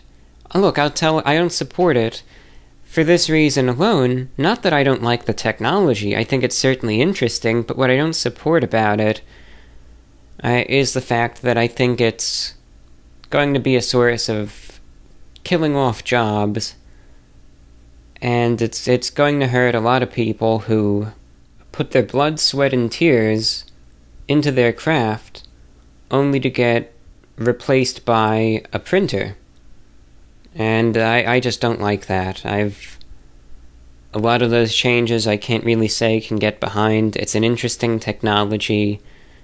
I know it certainly does have its usefulness, but I just don't think it's right that there might be a day where you'll even have a printer that will replace the need for carpenters and replace the need for many construction workers, and even on other levels, like what you're doing in terms of maybe with puppets, I don't know. Now, maybe you're fine with that. Maybe you oversee the printers, but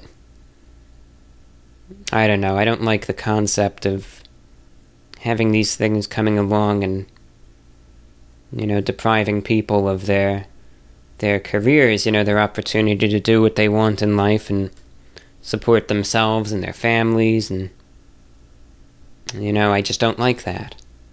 I think it also takes something out of,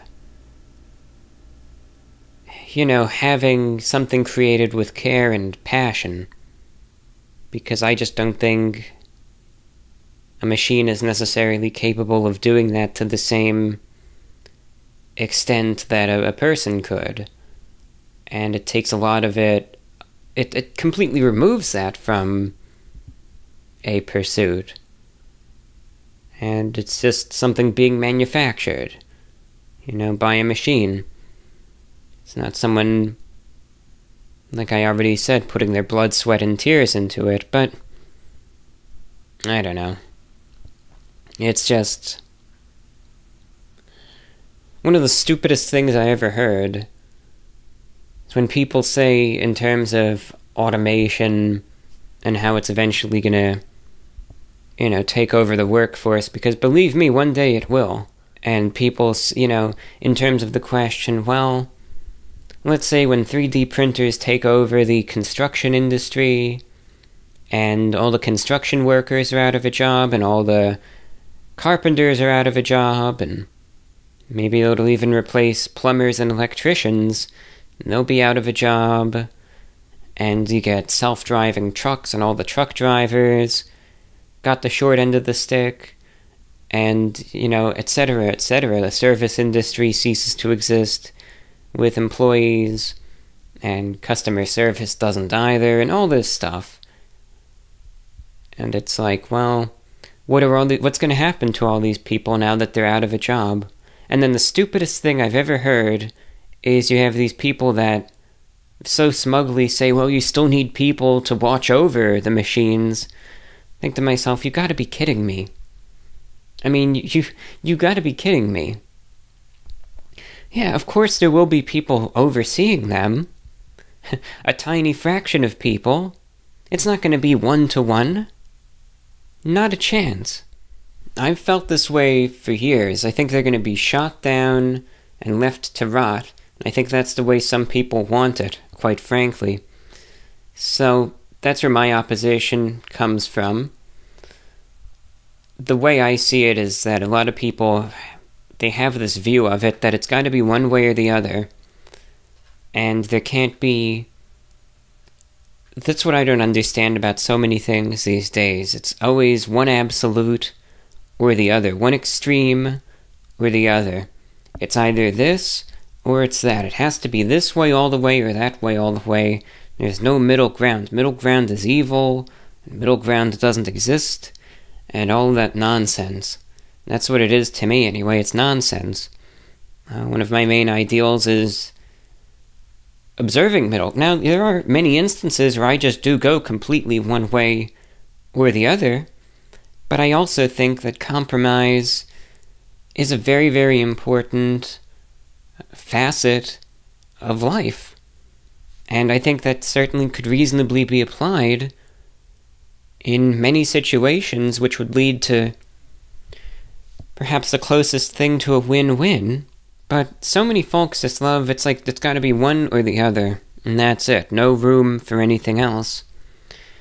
Like in terms of 3D printing, I see this view where it's like the technology should either be completely banned, or it should be revolutionized to the point where it screws everyone else over out of a job, and used to that extent. Why can't there be some middle ground?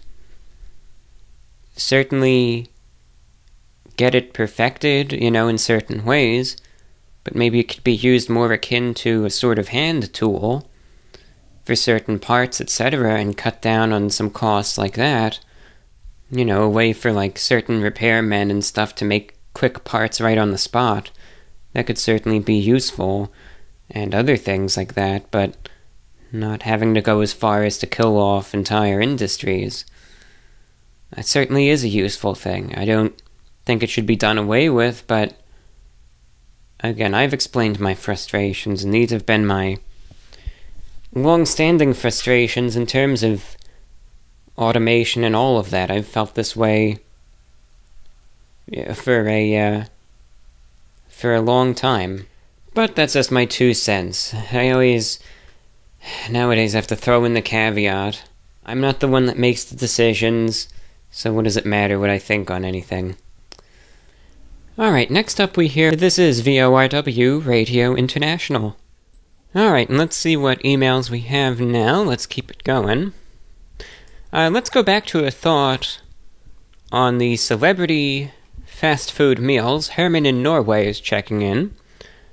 Today I'm writing to you about the prompt from your previous broadcast where you asked viewers about their opinions on the BTS/celebrity meals and their role on the channel.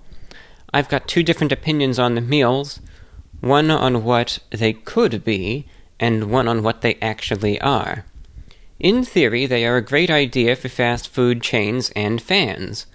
The chain makes a new addition to the menu with characteristics from the artist, for example, some Korean cuisine-inspired items from the BTS meal, and the fans buy it. The fans are satisfied because they get a unique meal inspired by their favorite artist. But in practice, from what I've seen, the brands make an overpriced meal that is barely different from other items on the menu. The fans are unhappy, while the restaurant makes good money. I hope that they will choose to make more of the first types of meal, but from the development in the industry, I'm willing to bet it will be more of the latter one. Now to how I feel about their place on the channel, if they are a tiny bit from a normal meal, then I don't think they deserve a review. But if it is an original, new meal, then I would love to hear your thoughts on it. But at the end of the day, we're all here for your content, no matter what it is, so do whatever you think is best. Sincerely, Herman from Norway. So thank you for your feedback there. In terms of how you feel about their place on the channel, I agree with you, although I still have to review them, because, those reviews, especially of the celebrity meals, really keep things going. They keep the lights on, they keep the bills paid, you name it. But you are right from the sense of practicality. What reason do I have to try out, a Big Mac again and some French fries with ketchup? We all know what this tastes like. I've reviewed it before. So from that practical standpoint, I absolutely understand where you're coming from. So thank you for your feedback. Next email, also on the subject of the celebrity meals, is from Erwan in France. Hi John, I was listening to the last podcast on the road and wanted to give my opinion on the celebrity meals. I live in France, and 15 years ago, when I was 10, I had the opportunity to taste the Quay burger from the quick fast food chain. Quay, that's C-A-U-E-T, and I hope I did the correct pronunciation, but that's what it sounded like. Quay is a French radio presenter who became famous on the Europe 2 radio station that became Virgin, and NRJ. I remember my mom listening to him when I was eating my breakfast around 2000, 2001. He had the privilege to have a burger in his name, and contrary to the current celebrity meals in the United States, Quick, back then, created a new burger for the French market. It had 3 patties and the sauce from another famous burger from the chain, the Giant. To this day, it is the only real celebrity burger that I know, and I think McDonald's could put a little more effort into this trend. Sorry for any mistakes if you find some. Have a nice day, from Erwan. So thank you for your email. Always a pleasure to hear from you over in France. And it's very interesting to see an example that you cited of a celebrity meal not involving McDonald's or any of the big US chains. So I thought that was really interesting, actually, to see, and I looked it up and even watched an old commercial of it. So this, I believe, is a French fast food chain, but interesting to see that they too did a celebrity meal. And I wonder how successful it was. I imagine it was to a extent anyway. So very interesting. Thank you, Erwan, for your comment. Now this next email, I think some may not be satisfied with the response that I give to it, but I just need to explain why I'm going to answer this the way that I am. I always have this email open essentially as like an open invitation for correspondence, and listeners, of course, are free to write in with what they wish. But let's say, for instance, that someone has an extremely serious issue, especially in terms of health, etc. I'm going to outright say I'm not qualified to give an answer on this.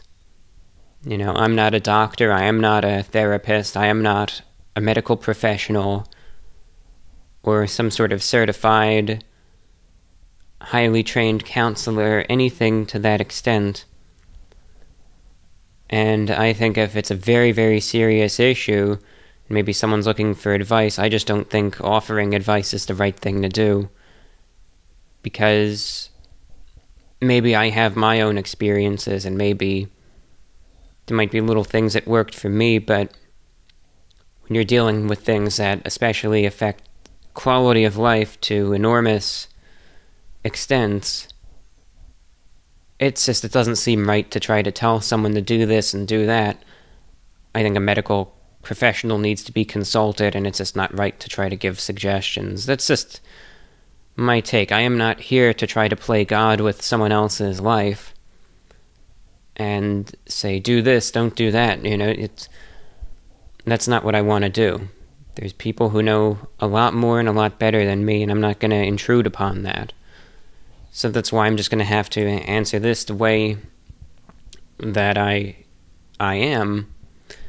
We have an anonymous and very new listener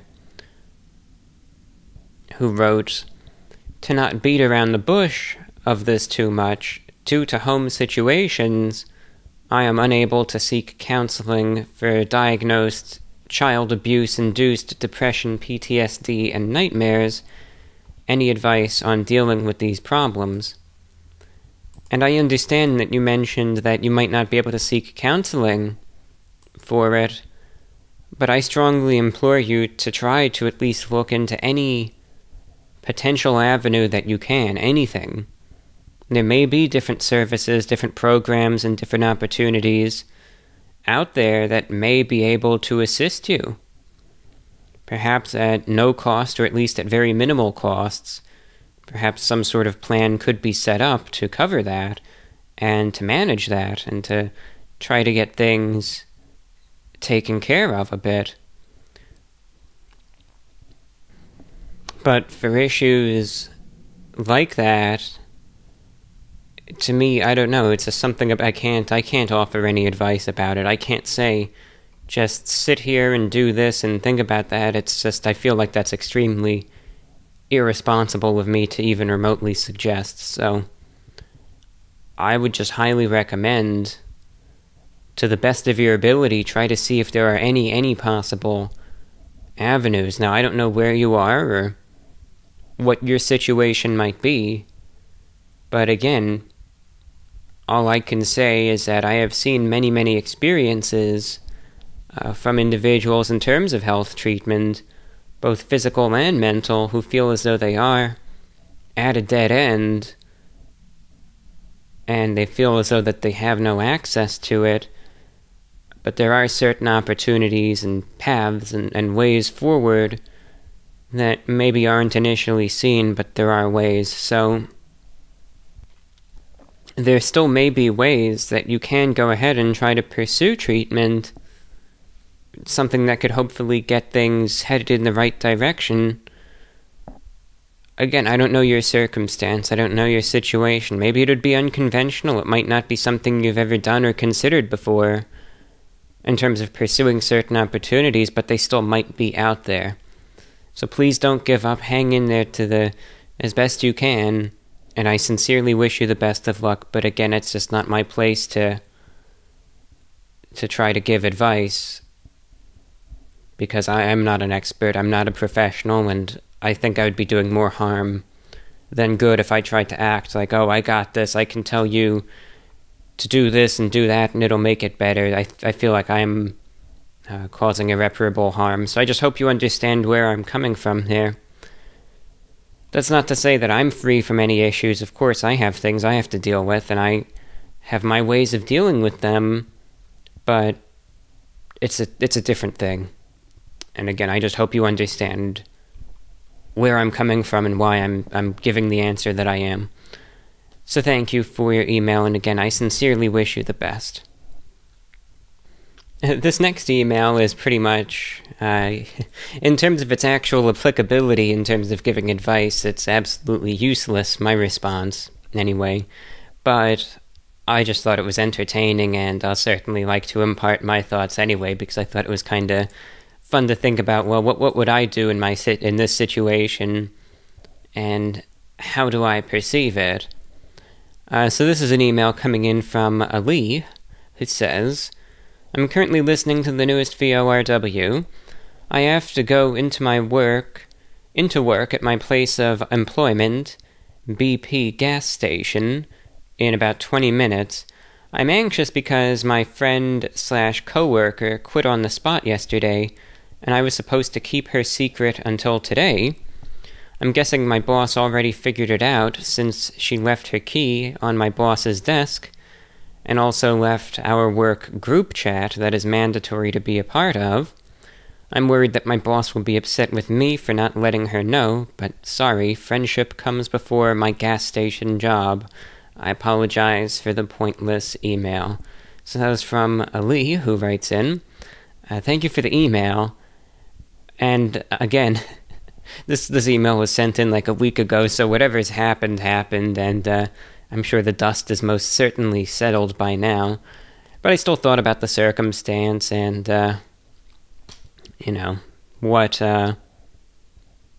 if anything, can be done about it. Honestly, I don't think you have anything to worry about unless your boss is absolutely irrational and completely tyrannical. I really don't think that you have anything whatsoever to worry about. I mean, people quit. People leave their jobs. It happens all the time. People quit. They get fired. They resign. Whatever it happens. Most people don't spend their lives at their place of employment. They go from job to job. They switch every couple years, etc. Of course, there are instances where someone really does find that perfect niche, and they like where they are and they try to stay there. But lots of people do. Again, they resign, they quit, they get fired, whatever it might be. So that's certainly something that's completely normal, and I'm sure, and I'm not 100%, but it just seems likely that, especially in a job like working at a gas station, I'm sure the turnover rate is high, so obviously it's not like this has never happened before. So, I mean, I really don't see... I just don't think you have anything to worry about. Okay, your friend quit. So what? You're still working there. You're still there. What? Just put up a help wanted sign at the door now, post an ad online, and begin the process to find someone else. I don't know, I just don't think it's necessarily your total obligation to be the messenger to your boss and say, hey, I gotta let you know so-and-so quit, and that's that. Right? I don't know. It's just doesn't really seem like that's your obligation. Besides, the keys, in the metaphorical, but also, I guess, literal sense, were already kind of left behind in terms of the individual leaving the group chat and leaving the keys on the boss's desk. So there's already clues and hints, so I don't think that your boss, providing he or she is at least somewhat intuitive, wouldn't start putting the pieces together and at least realize that something is off here. So, I don't know, it's just, and then, what, all you have to do, just, be casual about it. If someone asks you about it when you went into work, and says, oh, did you know about this? And all you would literally have to say, that would just cover yourself. You'd just say, oh, I don't really know what happened, so-and-so was just really upset yesterday, and I just wasn't sure what was going on. That's all you have to say. What? It shows that you were observing a situation, but you're being honest about it, at least perceived, and kind of covers yourself. And so what? Your friend doesn't work there anymore, and still going to be your friend. So what does that matter? So, to me, that just doesn't seem like an end-of-the-world type of situation, and honestly, it's just one of, I imagine, many things that regularly happen at those sorts of establishments. But that's just my 2 cents anyway. It just doesn't seem like an overly complex or daunting situation to me. I think it's something that one could easily handle and deal with. So thank you for your email. Alright, let's get into some more. Got an email coming in from Zach in Quincy, Florida. Hello, when you're doing food reviews, do you notice that the food tastes differently in different places? And if so, do you believe this is due to the water tasting different in different areas? Love your shows, keep up the great work. So thank you, Zach, over there in Quincy, Florida. I think that's in the Florida Panhandle? Pretty sure it is. Anyway, interesting observation and a good question. Now, most of the time, especially out of the food that I review, most of the food tastes the same from one place to the other because fast food, by and large, is standardized. The same things, the same ingredients, etc., are used at every single location. So in terms of variances place to place, I really don't notice them. I think the biggest change has actually just come down to who is making the food and in terms of the preparation of that. I do recall once where there was a discernible difference in a good way, but it might have just been the fact that the employees making the food did a better job.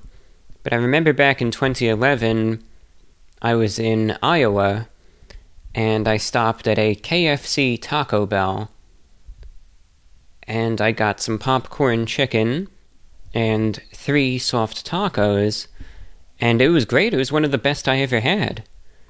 But I think that might just come down to the fact that there was a good crew there, and individuals who knew their stuff and did a good job, and that's why the food was decent and why it tasted so good. I'm not really sure, but that's just my guess. So I think it more or less comes down to the people making the food than any variances in water.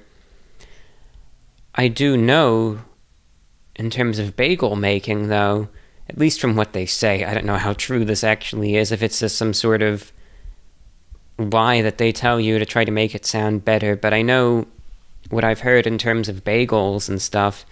They say, oh, well, New York City bagels are the best because of the water that they use up there to make them. So maybe in certain situations, like with things like that, maybe it does have a role to play. But I think in terms of your generalized fast food, it really doesn't matter where you are. I think it's mostly going to be the same place to place. I will say, though, in terms of water, water most definitely does taste different, even from just one house to the next. And I'm talking about your tap water, which I refuse to drink, not your tap water, specifically just any tap water. And I've tried the tap water in many different locations. I've tried it up north, I've tried it in the mid-Atlantic, I've tried it at a wide variety of locations throughout Florida, and it's different every single time, and that kind of creeps me out. But most of the time, tap water, it's just different degrees of sliminess, and I don't like that. The thing that I really detest about tap water is this slimy taste and texture it so often seems to possess. I can't stand it, so I just don't really drink it at all. That's why I like to drink filtered water. I will get the Starbucks triple filtered water, and I'll also get jugs of filtered water from the store, and all I ever drink is that. I never drink tap water under any circumstances. I don't like it, I don't trust it, and the only thing I use it for is washing my hands, really. It's just, like I said, I just don't, something about it that I'm just not comfortable with, and I don't want to take the risk, so I avoid it. So, yeah, it's like, I don't know if I've ever even had any what would be considered good tap water. It's just, some tap water is more disgusting than others. That's all I could say. It's like a hierarchy of the worst of them all. Lindsay is checking in, says, "Howdy, John. My boyfriend and I have been listening to the podcast. Actually, I've been listening to podcast after podcast while on our cross-country road trip. I've been wanting to write in for a long time and finally think I might have something interesting. Our favorite stop so far was the RV Hall of Fame in Elkhart, Indiana, the RV capital of the world, and it made us really want an RV. So my questions are, what are your thoughts on RVs? Have you ever stayed in/driven in one? Do you have a favorite model? What do you think the future of RVs is? Hope you're doing well. All the best from Lindsay." So thank you, Lindsay, for your topic. RVs, that always stands, RV, stands for recreational vehicle. It's like a motor vehicle or trailer, which usually it includes like a living quarters designed for accommodation, and you can drive the vehicle around and live in it at the same time. And I think, from my understanding, there's different types of RVs, and it's like you have the ones, and I've seen all types. I've seen ones that are even as simple as someone who has what looks like a glorified little bed constructed and attached to the back of their pickup truck, and it's as very, very small and simple as that. Those I don't really trust, though, because it looks like the thing can just slide off onto the road at any given moment. Then you have like those types of vans that I don't know if you could really consider it an RV, but it's kind of, but it really isn't. Like those types of, maybe those Mercedes vans and stuff that could really be, they could be really nice and outfitted with certain things, and you can live in that as well. But I think that's more of just a van than an RV. Then you have the ones that are like, kind of like, and I don't know the terminology here. I'm looking at this page right here. It says a Class C motorhome. Is that even a thing, or is that just some term someone made up? Now, okay, yeah, you have the Class C motorhomes, which look like almost like a little bit of a truck slash a bus, and they have this protrusion at the top in front. Those look pretty nice, you know, where they look like they're navigable, but manageable at the same time. You still have some nice space. You have the Class... Okay, the Class B motorhomes, that's what I was talking about in terms of, like, the vans and whatnot. Okay, so that is a type of motorhome. And then you have the Class A ones, which... some of those look like a coach bus, almost. They're huge, these things, and I think those are the real expensive ones. RVs, I've never had one. I've never taken a trip in an RV, but the concept itself does not bother me one single bit. And I think, as some of you regular listeners may infer, it's obviously something that I don't have a negative view on. I like it, I like the concept, and to me it seems as though an RV is an extremely liberating thing, you know? You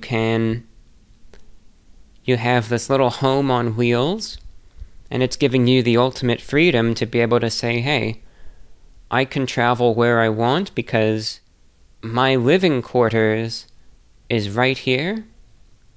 I can sleep right here, I can cook right here, etc., and I can just travel almost at will from one place to the next. And I think it gives you a lot more freedom in terms of being able to have what sort of maybe schedule or itinerary you want, travel where you want. You don't have to worry about the restrictions of air travel or having to deal with rigid reservations from hotels. You've just got the open road, and you know, you can control your destiny, essentially. And that is really cool. I mean, I like that. That's an idea that I can get behind. And I think it's cool. Granted, I know that some RVs are not necessarily the most fuel efficient, so costs in terms of gasoline, etc., might get in the way of things for long-distance travel, and I'm sure repairs, etc. will add up also. So granted, you do need some money at least to have a quality RV to be able to make the most of it, but still, I think they're nice. To me, a good compromise seems like one of those Class B RVs. Again, like one of those Mercedes van type things. I would get a black one, honestly, if I had to choose. And that seems like it's not overly massive. It seems more maneuverable than the other two, but it looks like it still has some nice comfort in it as well. So that's definitely a nice one, in my opinion. But yeah, that liberating feeling that I think it could provide, that sense of freedom, I like it.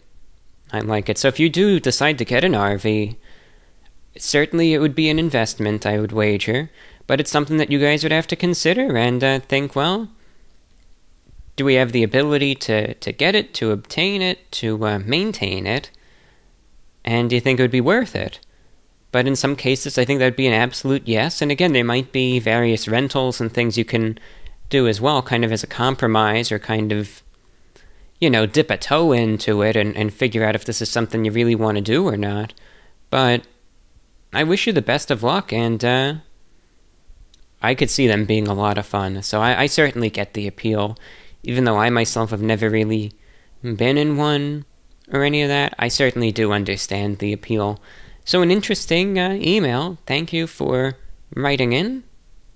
Yeah, real quick before we get into the next email, for those of you who are longtime listeners, or even just tuned into the last few shows, you know that I've been mentioning my concerns and frustrations in terms of reception of my show for listeners in Europe, and why I kind of told someone, I think in the UK in the last show, said, I don't know if you should really get a radio because I don't know if you're going to be able to hear my show. And I was talking about the bad reception. I know it's not going to sound that great, but this is just a good example of why I tell people that. Going out right now as I'm recording this is one of my shortwave broadcasts. Of course, it's a pre-recorded one this time around. For listeners supposedly in Europe, it's going out on the frequency of 15,770 kilohertz, and it's supposed to be beamed directly at the UK and Western Europe. And listen to the audio quality, and you're going to understand immediately why I tell people not to expect any good results whatsoever from any of my airings targeting Europe, because this is why. This is why right now. This receiver that you're going to be hearing it on, this is what it sounds like for listeners in the Netherlands. And this is supposed to be right in the heart of the target area, and let me know if this sounds audible to you. Alright, here we go.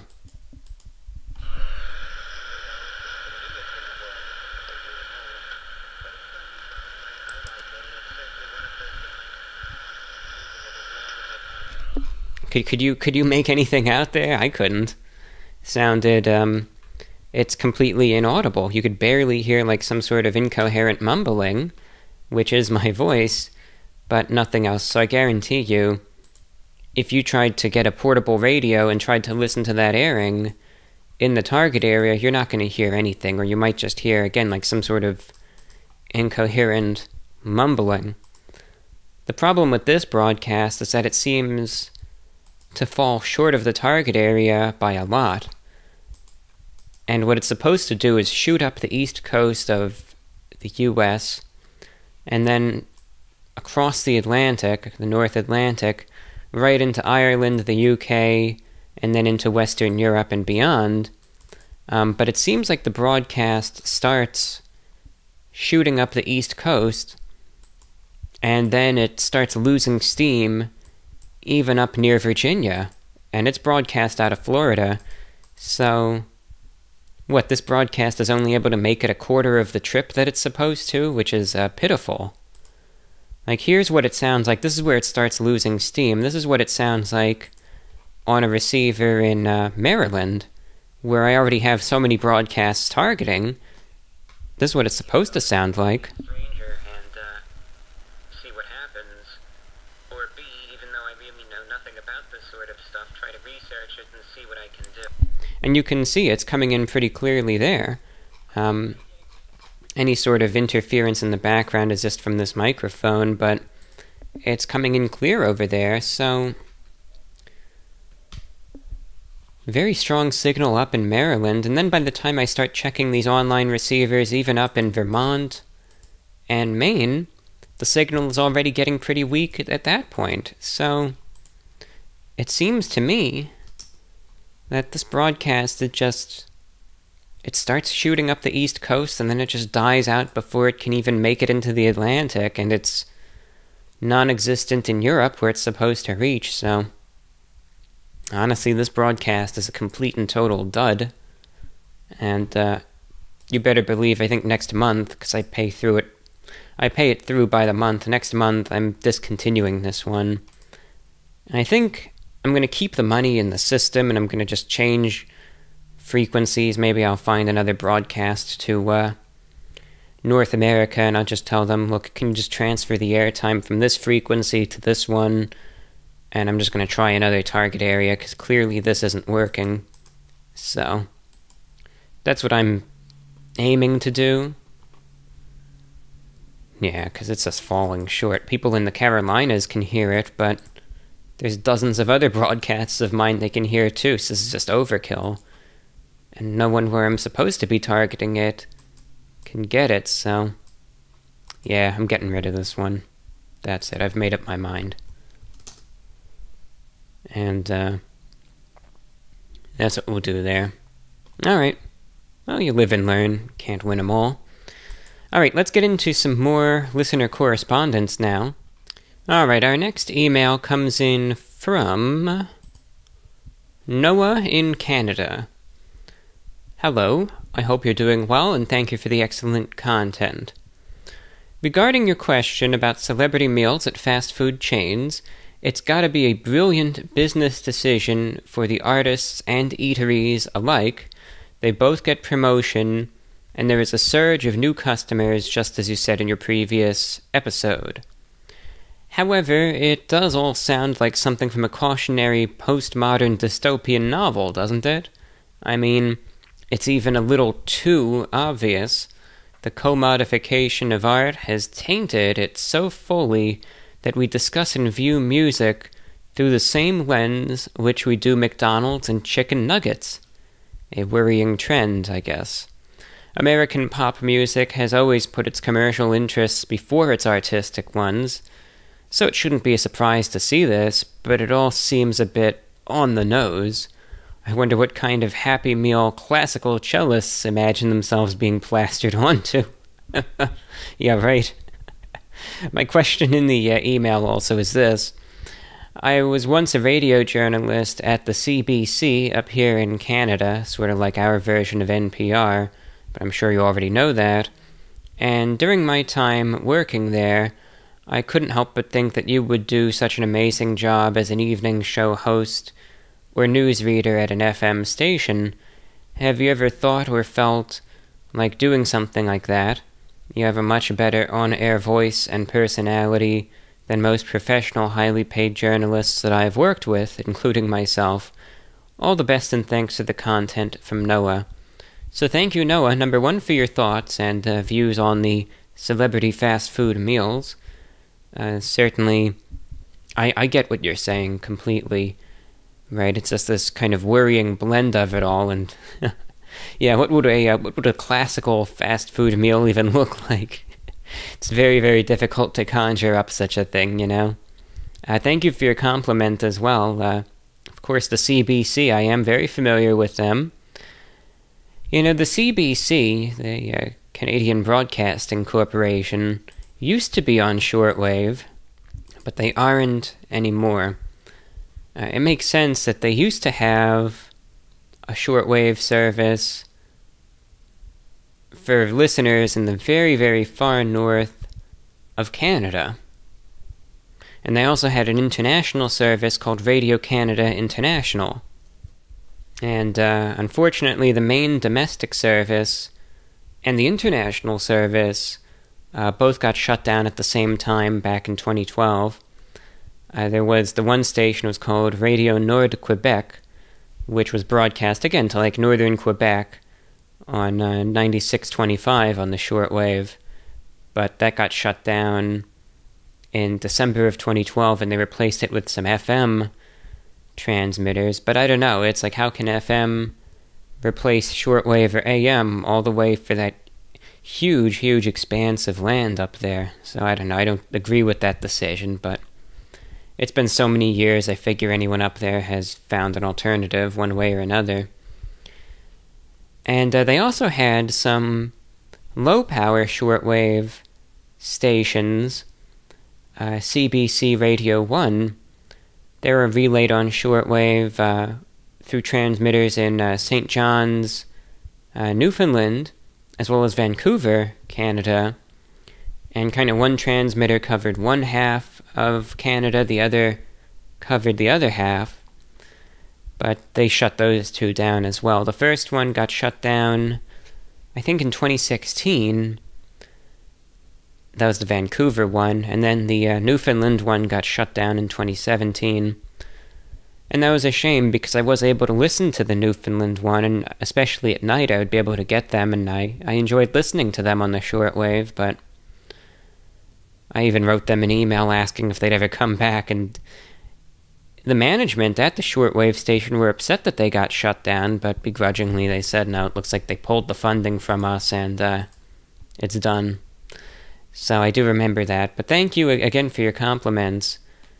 I don't know if I would ever consider getting a job at like a NPR-type station, though. I think it would certainly be fun, but I don't think that's something that I really see myself doing. But I do appreciate, again, your kind words and compliments.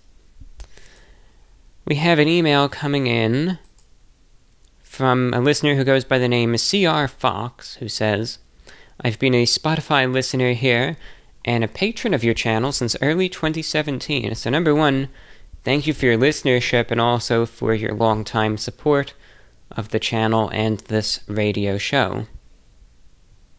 You continue, a couple episodes ago you talked about your struggles being an online personality and your amount of self-awareness after seeing people discuss you online. First off, thanks for being an example to others of how to be yourself regardless of social pressure. I believe we as a society have progressed too far to keep living our lives according to societal rules for trivial things.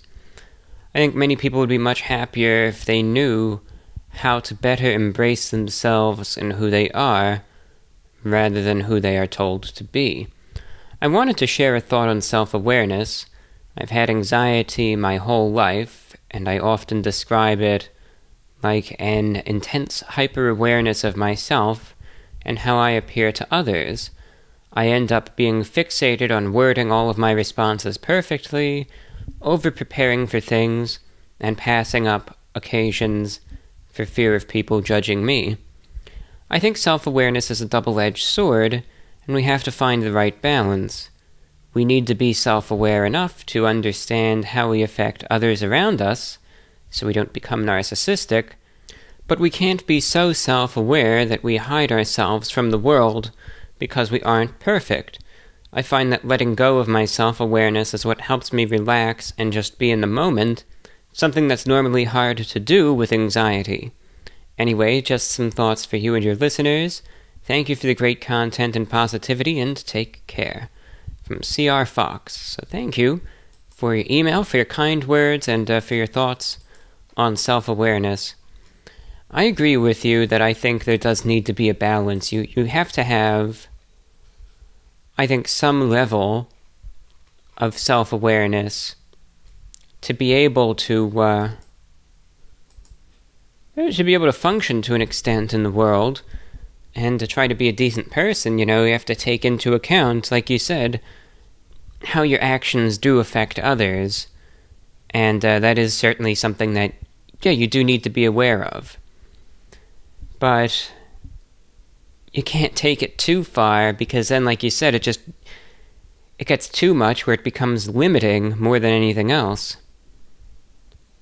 I think, like I said, I agree with you about striking a balance. I think that's very important, but I think it is a little difficult at the same time because of two things. Number one, finding that midpoint and then sticking with it is easier said than done. I think one of the most difficult factors in all of that is not even yourself, but other people. Because you can feel like you finally found this perfect balance where maybe you feel like you can let go of some of that self-awareness, and you can kind of be a little more free, so to speak, while still being in touch with reality, and everything's going great until someone else starts kind of shoving that back in your face and starts making comments and bringing things up. And it's like, even if you have found a way to dismiss some of that self-awareness, you have to deal with other people who try to reinstate it, in a sense, either intentionally or otherwise, and that can get a little iffy. So that's certainly a problem, but it's just something that we can't really control, right? We can't control how other people are. We can't control what people say or do or think. I mean, it's just one of the things we have to deal with in life. So thank you for your comments. Yeah, finding that balance in terms of self-awareness, very important, and thanks for checking in. Next, we've just got a short email coming in from Ahmed, 21 years of age, in Egypt, who says, I just started following VORW and Report of the Week a few months ago. I just wanted to say that I liked every or most of what you do. I can watch you with no boredom, and I listen to your podcast while walking in through the busy streets, and it's a great blessing. I'm not sure whether or not you'll reply to this simple email, but I just like to do my part, which is letting it out and hope for the best. Have a great day and keep doing what you like to do. Well, thank you. Thank you for your kind words. It's a pleasure to hear from you. I appreciate your short email, because it's always a lot of fun to hear from listeners. someone could always correspond with this program. It doesn't need to be, you can if you want, of course, but it doesn't need to be a long email with anecdotes and 10 questions or any of that. The long emails, of course, are fun, but it could also just be a short email, even just to say, "Hi, I'm listening." Even though online I do have the analytics and all of that, unlike the radio, it's still just fun to hear from listeners, and it's always amazing to see the diversity of the audience to this program. So it's great to hear from a listener over in Egypt. There aren't too many folks, I believe, in Egypt who listen to the programs, so it's great to hear from you. I know once or twice I've gotten some emails from online listeners in Egypt, and a couple times I've gotten some radio emails, some people who heard the broadcast on the shortwave, but it's still rare, so great to hear from you. Pleasure to have you as a listener, so thank you for your email. Alright, we got an email coming in from Alex, who said, "I had an interaction that reminded me of the podcast and thought it might fit into the mailbag portion of the show. I understand if not, though. As a person named Alex, I was also inspired by the Alexes that wrote in last time. I was at the hardware store today and asked an employee, probably in his 60s, which battery would fit a power tool I wanted. He helped out and managed to sell me 2 more tools in the matter of 5 minutes. He explained the different electric motors, and I realized it's very similar to my electric car's motor. And he got talking about Nikola Tesla and then Thomas Edison, and before I knew it, I was being given a lecture about American history, then world history. He taught me things I had never even heard of about the Civil War, World War II, U.S. presidents, Hitler, Stalin, Mao, and various trades of land over time. Between a few topics, he'd realize he had his own questions and looked forward to researching when he gets home. After something like 30 or 45 minutes, a customer came up and asked for help with a product, which snapped us both out of world history and back into aisle 17 at Home Depot. He gave me a bummed look and said, "This is what happens when a history major ends up in sales," and politely went to assist her. I was instantly reminded of when you talked about having a passion in history, but few ways to apply it to a career, and I got to see living proof of this myself. The employee was great in sales, but it made me sad that he had an insane amount of knowledge and nowhere to apply it. He could clearly soak up information like a sponge while at the same time deliver it to me, who flunked history class, in a digestible and entertaining way that I could understand.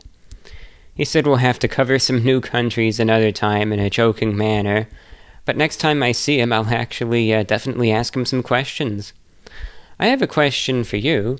What do you think of the history curriculum in schools? He seemed to disapprove due to incorrect and skewed information, but I really don't know if there's truth to that or not. From Alex. So thank you, Alex. Certainly an interesting email, and I believe it. It is sad, though, because history, in my opinion, is such an important subject. There's so much to learn, so much to digest, so much, to comprehend, but so little to do with all of it. And it's just very, very sad. I wish there was more that could be done with it, because, history is, it's such an important thing. It's so valuable, so useful. You can look back at humanity's mistakes and successes and realize where we went right and where we went wrong, and the mistakes that we're making right now, and maybe where it's going to lead us. And it's just so valuable, but so easily dismissed to people. They find it boring, they think that it's useless, etc. And it's very disappointing. It is. I wish that there was more that could be done with it. Personally, I still love history.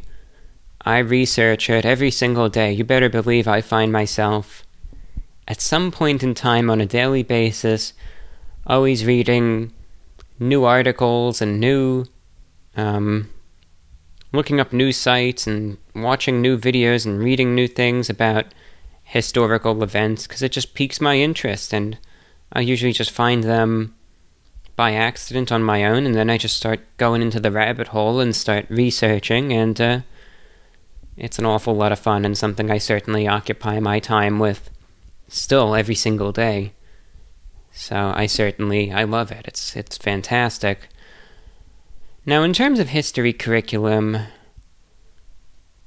I think, and I'm not totally sure, but I think anyway, that especially in the United States, the history curriculum varies by state. And there are certain states that have certain guidelines and requirements for what should and should not be covered. Now, again, I might be wrong, but that's the understanding that I have of it. So it's certainly variable from place to place, but I certainly do have my grievances as well. And here's what I mean by that. The thing that I like best about history is a quality that I think, while it's a huge benefit, in my opinion, it's also a major liability. And that is, with history, especially when one is teaching it, be that in a school setting, or even to adults just for fun, one of, again, the best aspects, but also one of the scariest aspects of history, is that it could easily be told like a story. And unlike, let's say, science and mathematics, which is really just dealing with the data and all of that, history takes into elements, in my opinion, of storytelling. And it's like you're really discussing the tale of what happened all these years ago, and to me, that makes it fun. Like, that makes it even more fun to learn, because it's like, these are true stories, supposedly anyway, the way it goes. Hopefully verifiably true stories anyway, that I'm just able to envision in my head as it's playing out, and it's just so, especially if you're getting a good history lesson, it seems so vivid and realistic, and it just keeps you on the edge of your seat, which it's captivating. And that's great because it makes the learning experience so enjoyable. But here's the problem with that. You cannot really mend a mathematical equation or the hard science, the raw data, the way that you can with a story, right? With a story, if you're especially a good storyteller, you can change a few details, you can omit a few things to try to convey a certain impression that maybe isn't the real truth of it all. But so what? You're doing a good job, it's realistic, it sounds good, no one's really going to question it. Whereas, obviously with mathematics and science and all of that, you can't just change some numbers around and expect people not to question that and not see the obvious. So that's the problem. History can easily be, in terms of one teaching, it can be changed. And one can omit a few details to try to make a certain event appear a certain way, be that for better or for worse. And that's a problem. If someone has an agenda, they could easily convey that.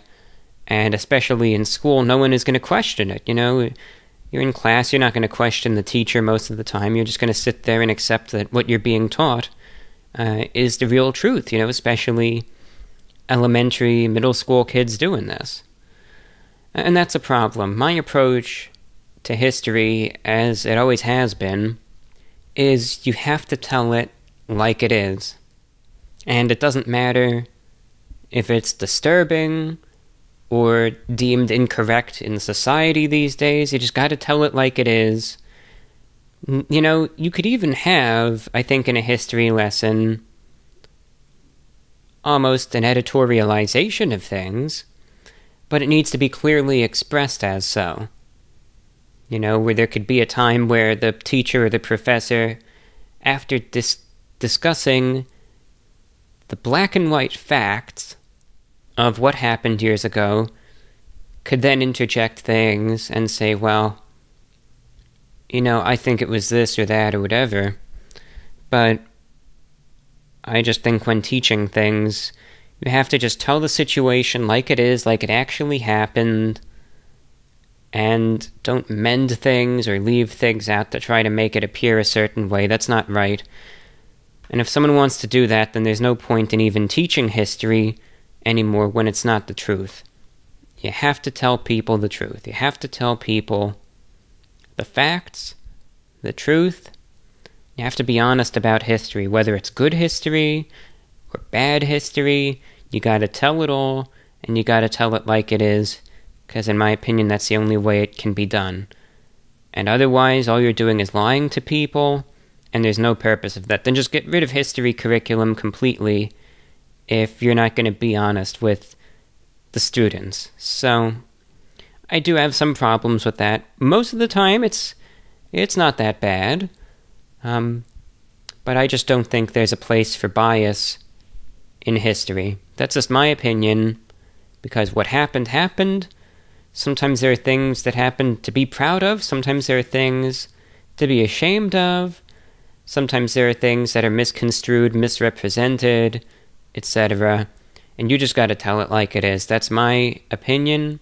That's how I've always felt about it, and that's why when I research history, a lot of the time I don't just look at one source and look at it as though this one source is the Word of God, and what they say goes. Then I cross-check it with other things and different resources, and then sometimes I'll see something that people presented as fact only to realize, wait a minute, no, it didn't happen this way, yet they're saying that it did. No, all these 10 other sources have this happening it presents a contrary viewpoint, and then you utilize critical thinking to try to determine what really happened.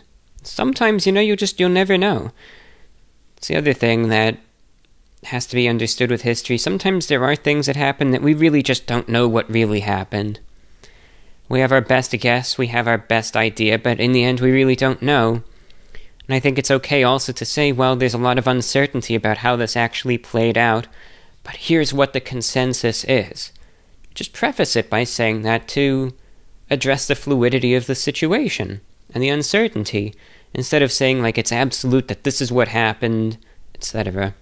So that's my take, but history, very important, and like I said, I think it should be taught very raw. You just gotta, could be like a story, but you just gotta stick to the facts and the evidence that backs it up, and tell it like it is. I want to give a short comment, or read a short comment, I should say, from John in Oklahoma. I'm a relatively new listener to the podcast, longtime viewer of Report of the Week channel. The podcast is a welcoming experience each and every show. I drive a truck in Oklahoma all day, and shows like VORW make the day much more pleasant. I also have a podcast that is just for fun, as well as a YouTube channel and website that is used for extra income. Watching your videos over the years has helped me be a better creator. I really appreciate how hard you work in producing high-quality content on a regular basis. So thank you. I appreciate your kind words, and I always have a lot of respect also for all the truck drivers out there across the country. If it weren't for you guys, in terms of logistics and keeping everything moving, all of the goods and everything that we buy, use, and need on a day-to-day basis, people forget. If it weren't for the truckers, things would be a whole lot different, so thanks for all that you do. Sierra in Texas is checking in with a few short questions. A couple of these I think I've already answered, but we'll kind of go through them one by one. You're right, I love the podcast and the reviews, and I have a few random questions. So question 1, do you like video games? Specifically, do you like The Sims? Now, I believe I answered the video game question earlier in the program, so it's not one that I'm really going to focus much on. I think I did mention that back when I played the Nintendo Wii, I did play a game called SimCity Creator, which I think that's the same thing, isn't it? At least in terms of The Sims. Obviously, it's Not quite, though, because I know it's different, though I think it is, like, in the same type of universe anyway. But I always did like that game. That was a lot of fun to me. Question 2, you say, what kind of music do you like? People talk about how you're an old soul, so I was curious if that reflects in the music you like. Now that's an interesting question. Again, it is one that I get a bit, but I'm happy to discuss it. I listen to a lot of music, although one thing that I will say is that... Oh, actually, two things. Number one, I don't really care what music anyone else listens to. It really is of no bearing on my life or any of that. I really don't care. Listen to whatever you want to listen to. Me personally, I do not like contemporary music. It's just not something that I like. But again, I don't really care what other people listen to. It's just not something I listen to at all. The music that I like primarily is rock music, especially from the 90s, 80s, 70s, even 60s. 60s to the early 2000s, quite frankly. But the 90s is my personal favorite. Certainly like alternative rock, grunge, post-grunge. Those, I would say, are my three favorites. But I do like the classic rock as well. But mostly from that era, really, I listen to just music from the 60s to the early 2000s. Although sometimes I will listen to some of the 50s music as well. I mean, I was listening to some Buddy Holly last night. But at the same time, I will delve into some more classic genres. I mean, I will listen to big band music. The one thing when it comes down to music from the big band era, and this is just an interesting thing, I prefer the instrumental selections, mostly. I don't know, the ones with the singers are fine, but I truly prefer the instrumental selections in terms of jazz and big band music. So I'll listen to those sorts of selections. I will listen to some classical music, and lately I've been listening to some classical music more than I used to, thanks to some programs on the shortwave that play classical music, especially there are some programs on Radio Romania International that play Romanian classical music. Radio Austria has a classical music program. Then there's an independent program to the United States called Encore Classical Music, so I've been listening to those radio shows a lot lately, and that's kind of been broadening my horizons, so to speak, especially in regards to classical music. I'm willing to give everything a shot. I don't really like much of the contemporary music, and I say that from experience, having listened to it, and to myself saying that there's just no appeal to me. And there's some songs that disgust me, but look, it's not my place to say, listen to this, don't listen to that. If I detest a certain song, I'm not going to try to force everyone else to hate it either. And that's just my business. It's not yours or anyone else's. Like what you like. I don't care. So that's the music for the most part. I don't say that. I know a lot of folks make fun of people who don't listen to contemporary music. They act that anyone who listens to the classics has some sort of weird complex and thinks that they're, oh, well, I don't listen to, whatever. What's the meme that they post sometimes? Something like, oh, I'm 13 years old and no one else my age knows who the Beatles are, and this, and people poke fun at those sorts of folks and act like you're snobby and you're better than everyone else. No, I just don't like the stuff today. I like I said, I don't care what anyone else listens to. This is just what I do. That's all there is to it. So thank you for your question, a good one. And you also have a question, what do you prefer people call you? Report of the week, review bra, your first name. I wish you the very best. So thank you again, Sierra. Oh, you could call me whatever you want. I really don't care. You can call me anything. You can call me John. You can call me Review Bra. You can call me Report of the Week. You can call me The Report of the Week. Back in 2014, there was a time where people called me lecturer. I don't really care. You can call me anything you want. You can call me a little jackass in a suit. You could call me anything. I don't care. What's it to me? I've seen it all anyways. I really don't care one single bit. Just, honestly, whatever is the easiest thing to write, or whatever preference you have, I say just go for it. So, that's my view of it. It doesn't bother me at all. An anonymous listener is checking in next. Hello there, Mr. Bra. I've been watching your videos for a good 3 to 4 years now, and listening to the podcast for maybe 2. I think I found you from a dumb meme. I watched a couple of videos to see what all the hype was about and kept tuning in for every new release until I realized I was watching for my own enjoyment. I turned some of my friends on to you, and we tried Burger King's spicy nuggets back when they were 10 for $1 because of your reviews. We used to skip class and get like 60 of them. Good times. Alright, that's enough exposition. I wanted to ask if you've been in a situation at all similar to mine. Now, to interject, it's not the same thing, but I certainly will share my thoughts, and it's not identical, but I hope that it is at least of some use in terms of discussion anyway. Continuing, I'm a bit of a wannabe athlete and play club football for my school. I take great pride in my body, and I am very serious with my diet and training. I wasn't always like this, though. Growing up, I was always overweight despite being involved in sports. Over the last 3 years or so, I've mostly figured out the diet and routine I need to have a pretty athletic physique, but over the last few months I have again gotten a bit out of shape. In December, I strained my groin, which led to some other gnarly TMI issues that I won't detail, but feel free to use your imagination. I don't know how it happened.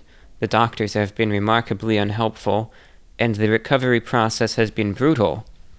There've been a good couple months where any movement was painful, so I just stayed in bed. This was recommended by the doctors as well. Since the initial injury, I've been extremely depressed. It was discouraging to be set back in such a way when I had seemingly been doing everything right.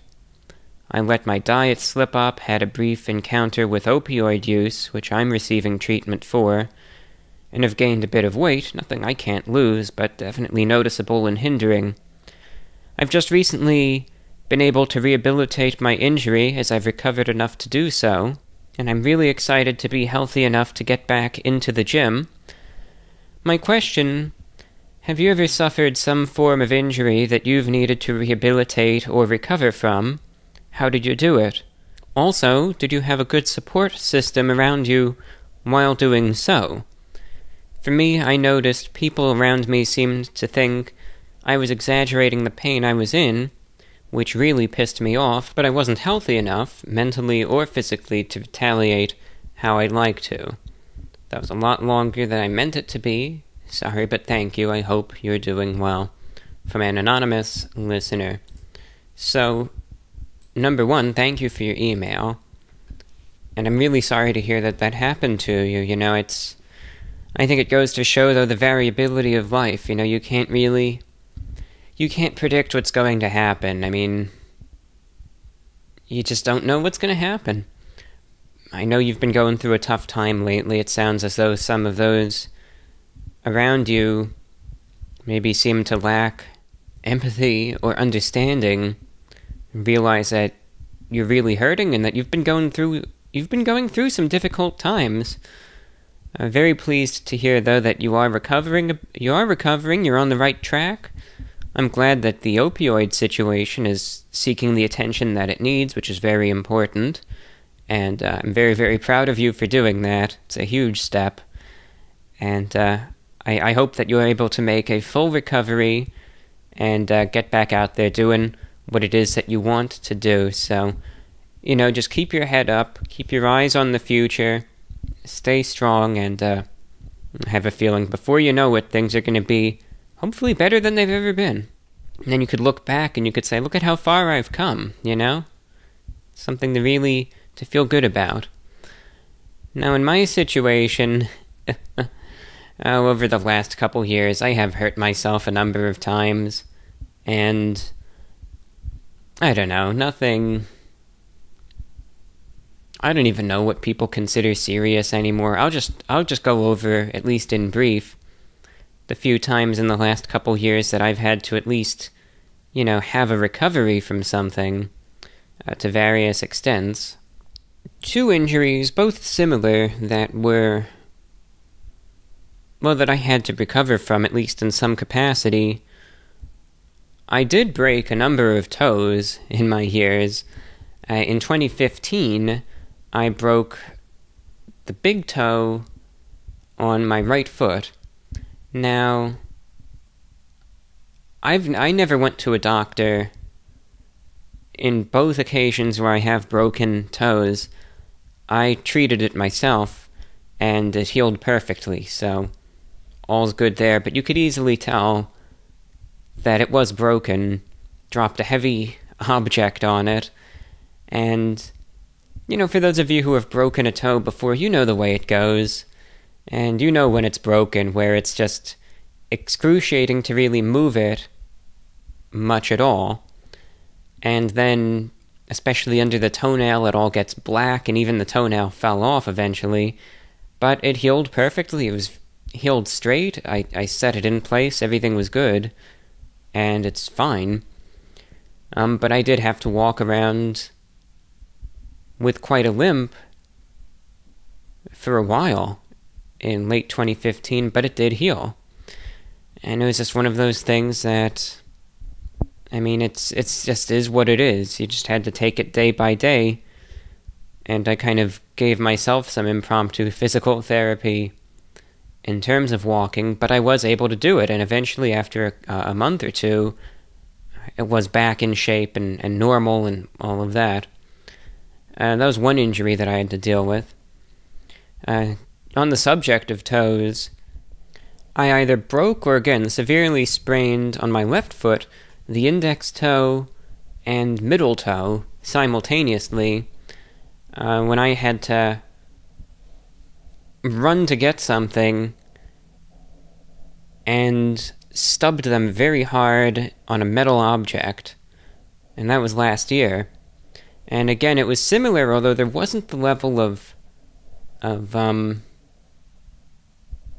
where it gets real dark, as it was with the big toe, but it was just obviously a very foreign feeling, especially when they would move a certain way, along with some pain, and I couldn't walk properly again for about a month. So, again, those two were a little iffy. They were either broken or severely sprained, but again, I did the exact same thing with the big toe. I made sure they were set. I used the insoles, and again, cut back on the walks, and gradually brought myself back into it, and made a full recovery. So there was that. But in both of those times, it was extremely difficult trying to fall asleep, when you're laying down, of course, because even just rubbing the toe against the sheet hurts, and that's a little tough. The biggest recovery I had to make was in 2019, when I had my accident where I fell through the ceiling. I remember the paramedics on the scene kind of measured it, and they said I fell at least, 13 feet, and hit my head on the concrete floor, back of my head, and that was tough. But I realized it could have been a whole lot worse had I landed differently, because I got also scraped up by these nails, and I'm just very thankful that it was my back that got scraped up as opposed to my front. If those got my face, who knows what would have happened? Could have been real bad. But either way, those left these real long, deep cuts along my back that I still have some scars, but they've pretty much faded. You can't even tell unless you look with like a flashlight. And then, of course, I smashed into the concrete and, really did my tailbone in quite bad, and then the back of my head too, which, at first they were concerned about that, because when you looked at my scalp, you could see it was all red and everything, but they determined that I wasn't gonna, that, you know, there wasn't any sort of hemorrhage or anything, and so that was good. And then also smashed my teeth together, which had a nice big bite along the whole edge of my tongue. You know, I kind of bit that real bad, so my tongue was black for a bit too, from all of the, you know, from that, and that was a tough one to recover from. I was mostly in bed a lot, and especially getting up and sitting down was excruciating for a while, and I just had to hobble around. But again, I was able to recover from that. It's just, my attitude is that it's frustrating, you know, you can't do the things that you want to do. And I know that's quite difficult, but what I just tell myself is that you just have to keep your eyes on the future and strive for a day where things will get better. And even, you know, you have to tell yourself, look, it may never be perfect, it may never be the same way that it originally was, but if you sit here and wallow and don't do anything, you're not even giving it a chance. That's why, because I mean, I know people who had gotten into injuries and don't do any sort of physical therapy, don't try to be active, they just wallow, and it never heals, it never recovers as it's supposed to, and now they're kind of left permanently almost disfigured in a way because they didn't do the physical therapy, they didn't at the very least try, and their quality of life is hampered by that. You know, so you have to at least try. It might not be uncomfortable, it might not be fun, but it's what you have to do. And again, that was a tough one to recover from. That took me about 2 months, I think, to really bounce back from. But again, I was able to. Now, one lasting effect, and I assume it has to be from that, even though it's not quite 2 years since it happened, but when I go for long walks, especially around the 3-mile range, I start getting this weird feeling, again, like kind of in my lower back, where it's like I can still walk and there's zero pain, but it just feels like not everything is like, I don't know, clicking into place right, you know? It just feels like something's wrong. And again, like the first 2, even 3 miles, I don't get that. I feel completely and totally fine. But once I get to a certain point, it starts feeling weird. So then I just stop for a minute, kind of, you know, get some fresh air, whatever, give myself a couple minutes to just, I guess, let it settle itself out, sort itself out, and then I'll continue, but usually that's a sign that I've kind of time to wrap things up. And that feeling only ever started after that fall. I have to assume that that's just going to be permanent, but that's fine. I mean, I've never had any aspirations to be an endurance runner anyway. I never had any idea or notion that I ever wanted to run a marathon or something, so I really don't care. Look, I could still do the walks that I want to. That's fine by me. I really don't care if there's that weird feeling once I reach a certain limit, because that's around the same point where I would normally kind of turn back and wrap things up anyway, so I don't really care much about that. That's fine by me. And then finally, you know, in terms of all the dental stuff, there is a recovery for that, but that's not really the same thing, I would say, because these are supervised medical procedures, and the recovery is expected. It's not some sort of unanticipated event or accident that you have to recover from. So it's like after I had all these oral surgeries done, it just doesn't seem like the recovery is the same, because this is all supervised and this is what you're supposed to do. So that's what that comes down to. So again, I sincerely wish you the very best with your recovery. This is a short email from Pete in Pocatello, Idaho, who sent in a little bit of everything: a shortwave reception report, song request for the broadcast and also a question for the podcast. You said, my question, I'm wondering how much time you put into editing the show together. I've recently started a podcast of my own about writing, and I find I spend as much time editing it together as I actually do recording. It seems like I'm constantly having to cut out instances of stumbling over my own words. My show is nowhere near as long or well-made as your episodes, so I was wondering if this is something that improves with experience, or if this is similar for you. Wishing you all the best and hope you're staying well. So thank you, Pete, in Idaho, for checking in. So how much time do I spend editing the show together? A lot. I will say that. I spend way more time editing this show together than I do recording it. So a good example is, let's say this show winds up being 4 hours long. We'll just say 4 hours because that's been the standard length of most shows. Though again, I know that this could be a little longer or a little shorter. But let's go with 4 hours. When I edit the show together, I scrutinize it. And after I record the program, I re-listen to every single second of the show, and I go over it with a microscope. So I will spend, at least probably 12 hours working on the show after I've recorded it, just 12 hours straight. Because I just scrutinize it, and I go into everything.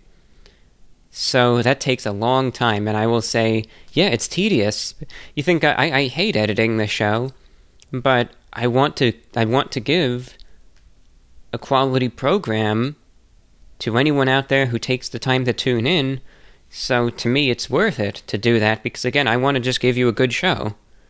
So I'm going to really put in the time and effort into making sure that at least to the best of my abilities, that's what you get. I know there are still a few mistakes here and there, but I try to take care of what I can. And, it certainly is a tedious process, and it doesn't get any easier in terms of time. It gets easier in terms of being able to make whatever edits you want to. It gets easier there. But in terms of the time it takes to edit, it doesn't really get much quicker. But I think it will be different for everyone. Like, sometimes you can look and you can say, well, I don't think I really made any mistakes here, so I'll just let this go, that's fine, My strategy is to really scrutinize everything again, and that's why it takes so much time. But different people will say, I think it's alright, I'm just going to let this go. I don't think I made any huge errors in the 45 minutes I talked for, so I don't need to really scrutinize this terribly. So it's just a different strategy, and you just have to do what works best for you, and I think you yourself know that better than anyone else. So thank you for your email. Okay, this one comes in from MJ in Wyoming. And I would like to first thank you most sincerely for your kind words. You say, I wonder if you'd entertain me and perhaps other listeners on the topic of birds. I never paid much attention to all the birds around me until a brilliant red-tailed hawk sat atop a massive tree in the park near my house in southeastern Wyoming. For some reason, I just never thought such birds would be in a park in town, but rather in the mountains about 30 minutes away. It's a silly thought, I know, because birds can go most anywhere they'd like. Well, after that magnificent sight, I remembered to simply look up, and I began to notice more birds like sharp-shinned hawks, great blue heron, and turkey vultures. Even smaller birds like the feisty house wren, the belted kingfisher, nuthatches, and woodpeckers of all kinds. Now I am a lover of all birds. Do you enjoy birds? What is the most interesting bird you have seen? Any and all thoughts on birds you have would be fun to hear. Thank you once more for bringing calmness, sophistication, passion, intent an important conversation to the table. Your work is valuable. Sincerely, MJ in Wyoming. Well, thank you, sir, for writing in. Now, allow me to preface this by saying I am no ornithologist, so my understanding, at least of the varying types of birds, is limited at best, especially birds in Florida. But I do like birds. I've always liked them. I, especially up in New York, had a bird feeder, and always took great pleasure in watching all the little birds feed on the little seeds and go about their business, and it was just so much fun to watch them. And that's really been a lifelong interest. I do enjoy watching birds myself.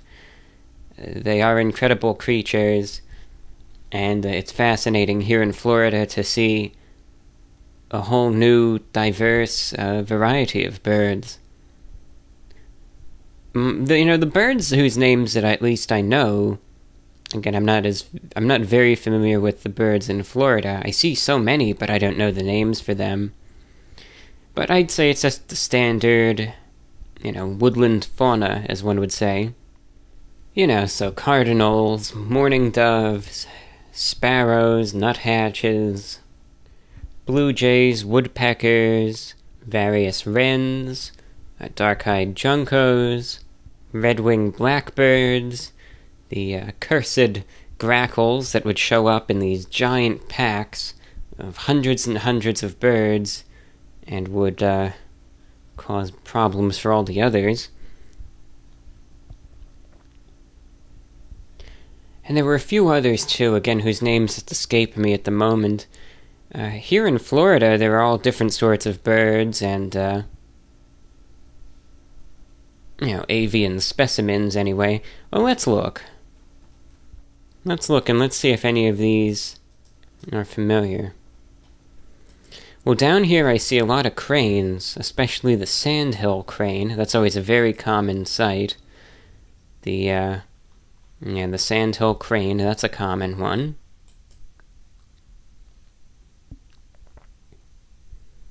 I see plenty of blue jays. I see mockingbirds. I have seen a heron. All sorts of ducks. So many different types of ducks. There's one that I see a lot. Let's try and find it. Muscovy ducks. I see those. Plenty of them. Pretty sure I saw an egret the other day. I know I've seen pelicans also. On occasion I will see a limpkin. That creature, it's interesting, but boy does it make a lot of noise. And I've also seen peacocks. And I even saw one once all sprawled out, on full display. Those are certainly interesting creatures also. So, it's fun to see the difference, though, between the variety of birds further north and further south, but fascinating nonetheless. Matt from Kent, England, is writing in next with, let's see, a few anecdotes and a question. Right now it's a little past midnight over here. I'm writing while listening to your latest show on Spotify and really enjoying it as usual. The first time I ever tuned to VORW was on SoundCloud in late 2016 or early 2017. I'd have to assume it was early 2017, because I think that's when I first started it on SoundCloud. If memory serves correctly, was very pleased when you read out some of my brief correspondence then. If I'm truly honest, I haven't been a regular listener for all of that time, having dipped in and out. Lately, however, I have been following each episode of your show as they come out, and really enjoyed the content and interesting discussions. I wanted to thank you for your hard work in making this podcast and share what it means to me. About 6 weeks ago, I was knocked from my bicycle by a speeding driver who didn't stop to check on me. I broke my collarbone and 3 fingers, which has caused a lot of pain and exacerbated my anxiety, meaning sleepless nights for me. For some reason, on one night where I struggled to get off to bed, I remembered your show and turned to an old episode, and it was on not giving up. For the first 15 minutes or so, I was captivated and really resonated with a lot of what you said. Shortly thereafter, I forgot about my pain and worries and was able to doze off. As I've been healing, I've been unable to do many of my usual hobbies. I found it very enjoyable to go on walks and listen to your show, so please know that I'm not saying that your show is solely one I listen to help me sleep, and I actively enjoy following it. Whoa, to interject, thank you. But I really don't care if you only use it to go to sleep. I just do this show to do it. I don't do it for fame. I don't do it for financial incentive. I just do the show to do it. And it's none of my business what listeners want to do with the broadcast once it's out. It's, for a mass audience. And you don't have to sit there and listen a certain way or try to get a certain thing out of it. If you just want to listen to it as background noise, that's fine. If you want to intently listen, you can do that too. Or if you just want to listen, to drift off to sleep, fine by me, so no worries there. You did have a question, and also I want to say I wish you the best of luck with your recovery. It sounds like things are certainly getting on the right track. Hopefully they shall continue that way, and you'll be back to normal in no time. So your question, is there anything which you turn to when you struggle with anxiety or with getting to sleep? On radio, TV, YouTube, for instance, or anything else? Thanks again and take care, Matt from Kent, England. So thank you, Matt, again for your kind words and question. Well, I know that this isn't the answer that some people would want, but it's the honest answer. Oh, I know I could sit there and I could say, oh yeah, you could give the answer that sounds best on paper but isn't the truth, right? You could sit there and I could say, oh yeah, ASMR is great and I enjoy it when they tap their fingers or something like that, and yeah, that sounds better, but my honest answer is no. I don't tune or watch or do anything because nothing works. So I just kind of sit there, deal with it, and just do what I normally do. Read, listen to music, manage the YouTube or any of that sort of stuff until I get tired enough to finally try to fall asleep. But there's nothing that works for me. There's nothing that, oh yeah, just do this, just watch this, just listen to this, tune to this, and it'll help. It doesn't. Nothing ever has. And I've tried many, many things, but it just doesn't work. It's just, I guess it's just the way that it is. That's what we have there. Alright, this next email comes in from Anne in France. Hello, sir. Hope you're doing well. A few questions. Regarding your merchandise, have you considered making pins or badges? These are coming back into fashion, plus they are affordable and nice items. I'm sure your fans would love them, as they may be more discreet than a whole t-shirt or sweater. So thank you for your question there. Now that's something that I will have to check, because here's how the merchandise works. Even though I do have a degree of creative control, the site that I use, it used to be called Teespring, but I think they changed the name. I think it's just called Spring or something like that. You'd think I would know this, but I don't. I know they changed the name, though. Anyway, what the provider does is they say, we are only able to offer, t-shirts and bags and posters and coffee mugs, etc., and a small list of other things that you can make into merchandise. But unfortunately, it's not like I could just, with them, say, oh, I want to have a lampshade with my face on it. God, how awful that would be. Or I can't say, oh, I want a necktie, or this, it's just, it has to be on the list of items that are approved and that they're able to work with. I don't know if pins are, but if I do find out that they are, I'll certainly try to work with them and get one made. I like that, though. It's minimalistic, it's nice, it's not gaudy, it's not overly in your face, and I like it. So if I will tell you this, I will promise you this, if the option is there to make them, I will. You better believe I will, because that's a good idea, and I like it. So, again, if it's available and you see it, you could thank yourself for that, because I'll do it. So, I will check, and I'll see what I can do. I can't make any promises, because I don't know if they offer it, but again, if they do, I will expand to that. Second, you say, regarding fast food in the United States, do you have kebabs? Or as it is pronounced in other areas, kebabs. In France, you have at least one kebab per city. They are from Greece/Turkey. You could say they are some kind of tacos, even though sometimes the garnish is just served on a plate. They are pretty cheap and come with quite good quality ingredients, affordable for everyone, talking about price, but also, in terms of beliefs, the meat is usually halal. If you have not tried them, I would recommend it.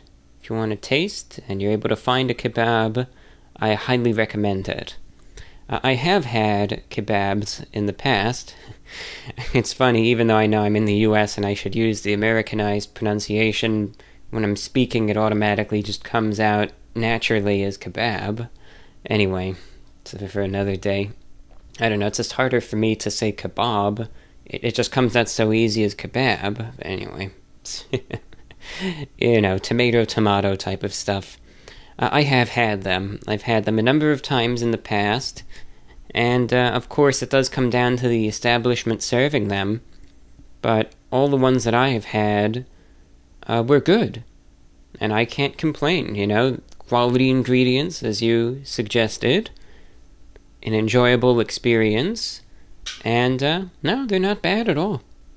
They're not bad at all. I've had them, and I don't know if there are any chains that serve them, though. It's more of like a local type of establishment that I think does it here in the United States, though that might just be how it all is. I'm not quite sure. But yes, I've had them. And finally, you have a question, as you said, regarding a personal YouTube project. I want to be a writer, but I was also raised by my grandmother, who used to tell me oral stories that were never written. I usually have strange dreams that are actually quite long, with some kind of built plot. I've been writing them down on notebooks as much as I can, when I remember them after waking up. Here's my question. Do you think it might interest anyone if I created a YouTube channel to tell my dreams, like a sort of audiobook?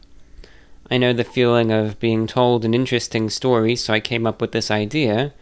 My dreams sometimes involve zombies, cinematic landscapes, horror stories, etc. So to interject, I certainly encourage you to do so. I will say this, and this advice I give to anyone aspiring to create content on YouTube, but really I would assume this goes for any social media platform. Do it because you have the passion to do it. Success is never guaranteed. I really encourage you, because it really should not be too much of an endeavor. It depends on what you want to do, and how far you want to take it. If you just want to tell the stories, all you need is really a microphone, or a camera, whatever it is you're comfortable with. If you want to include illustrations, the complexity is your choice, but this is something that does not need to break the bank. So this is an idea that could certainly be executed without having to do a lot. It's not like you're saying, I want to do very expensive travel videos and go here, here, and here all over the world, and I'll be spending $10,000 a month on this, but I hope that I'm able to get lucky and get famous on YouTube and get a lot of ad revenue from the views, and I'm going to get a sponsorship from this company, and it's going to pay for itself. yeah, I have no subscribers right now, but I'm going to do this and it's going to work. That's idiotic and ridiculous, and I would not advise someone to do that. So my advice, quite frankly, is to go for it. Tell the story, record it again either on video or audio, and see how you feel about it. And if you enjoyed doing it and you're comfortable uploading it, I encourage you to do so. Views, especially in large quantities, are never guaranteed, but it's how you feel making it that's most important. And if you found that being there at the microphone and telling these stories is just an awful lot of fun, and you enjoy doing this, then keep it up. I truly believe that, at least to some extent, that passion will shine through. And viewers kind of searching around for videos of this nature will be able to tell that you're doing this because you want to do it. And I think it will show. It may not amass a large audience, but I think there will be viewers, there will be listeners, even if it's not a ton.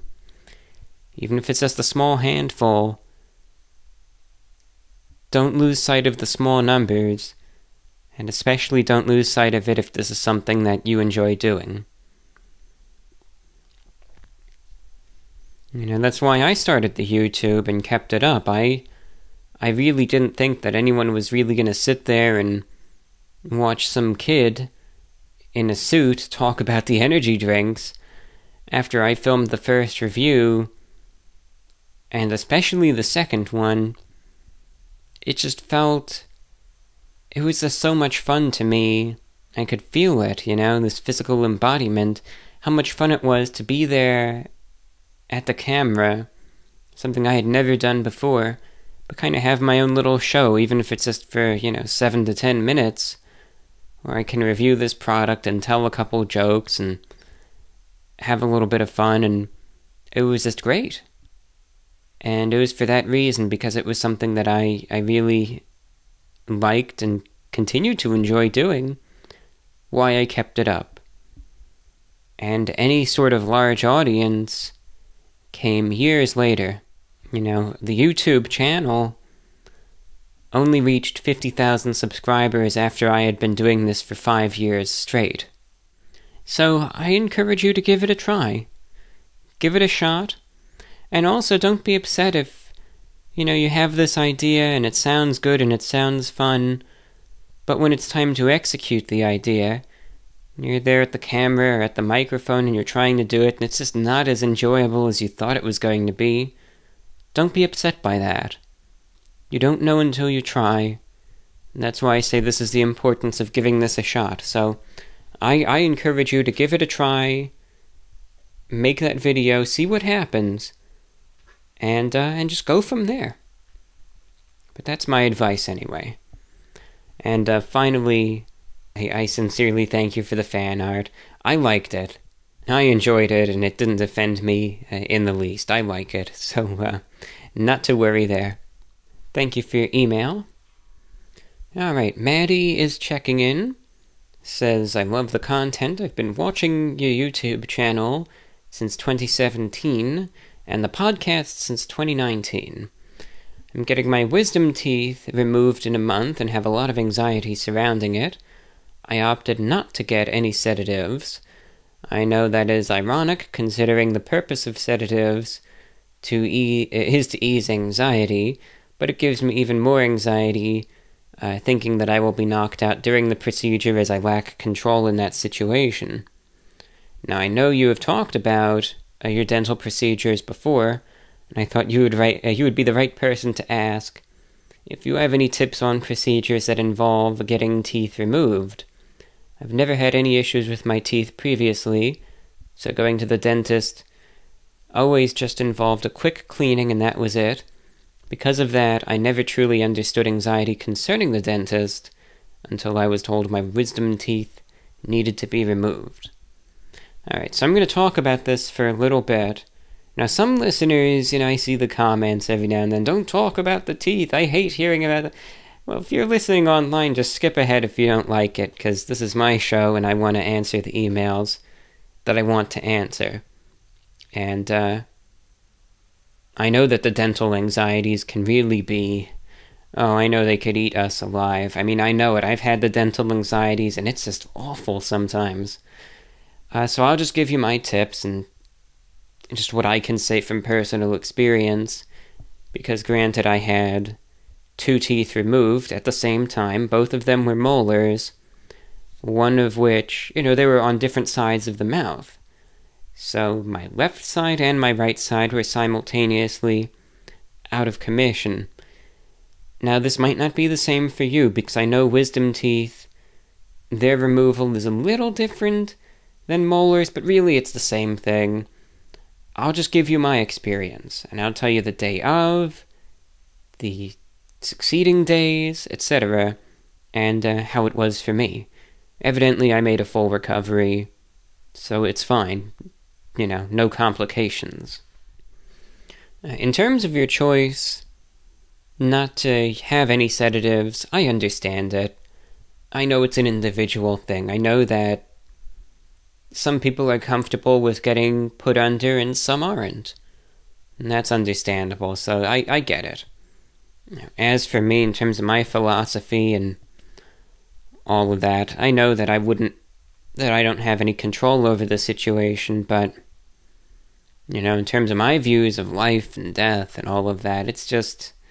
It'll be when it is, It just is what it is, so that's just why it's not something that I really... doesn't get to me, and I don't really have those worries, but it's different for everyone else. I get it, and that's fine. So, when it comes down to the procedure itself, even though I was knocked out for my procedure, this is what I researched this so extensively that I have it memorized.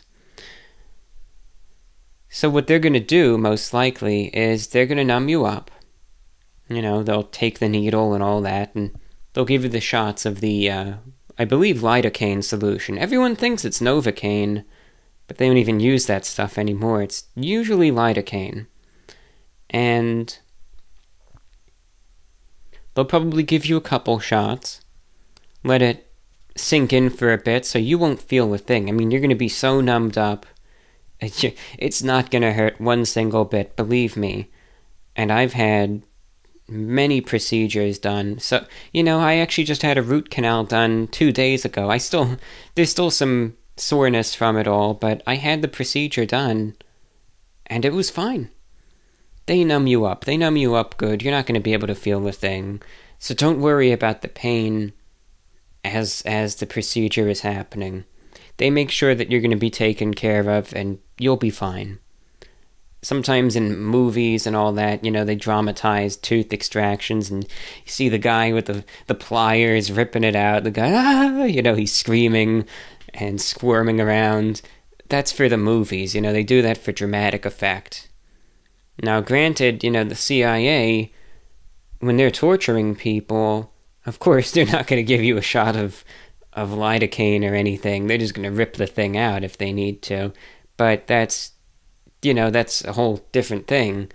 They're not going to do that to you. So number one, don't worry about the pain of the procedure. You're not going to feel any pain. What you will feel, from what I have heard, from my research and also from conferring with individuals who have gotten teeth extracted and have been awake for the procedure, chances are what you'll just feel is a little bit of pressure on the tooth as it's being extracted, but it's nothing unbearable. It doesn't last for a long time at all. The thing is so numbed up, you're just going to feel the pressure, and that's it, and it's no big deal. So don't worry in regards to that either.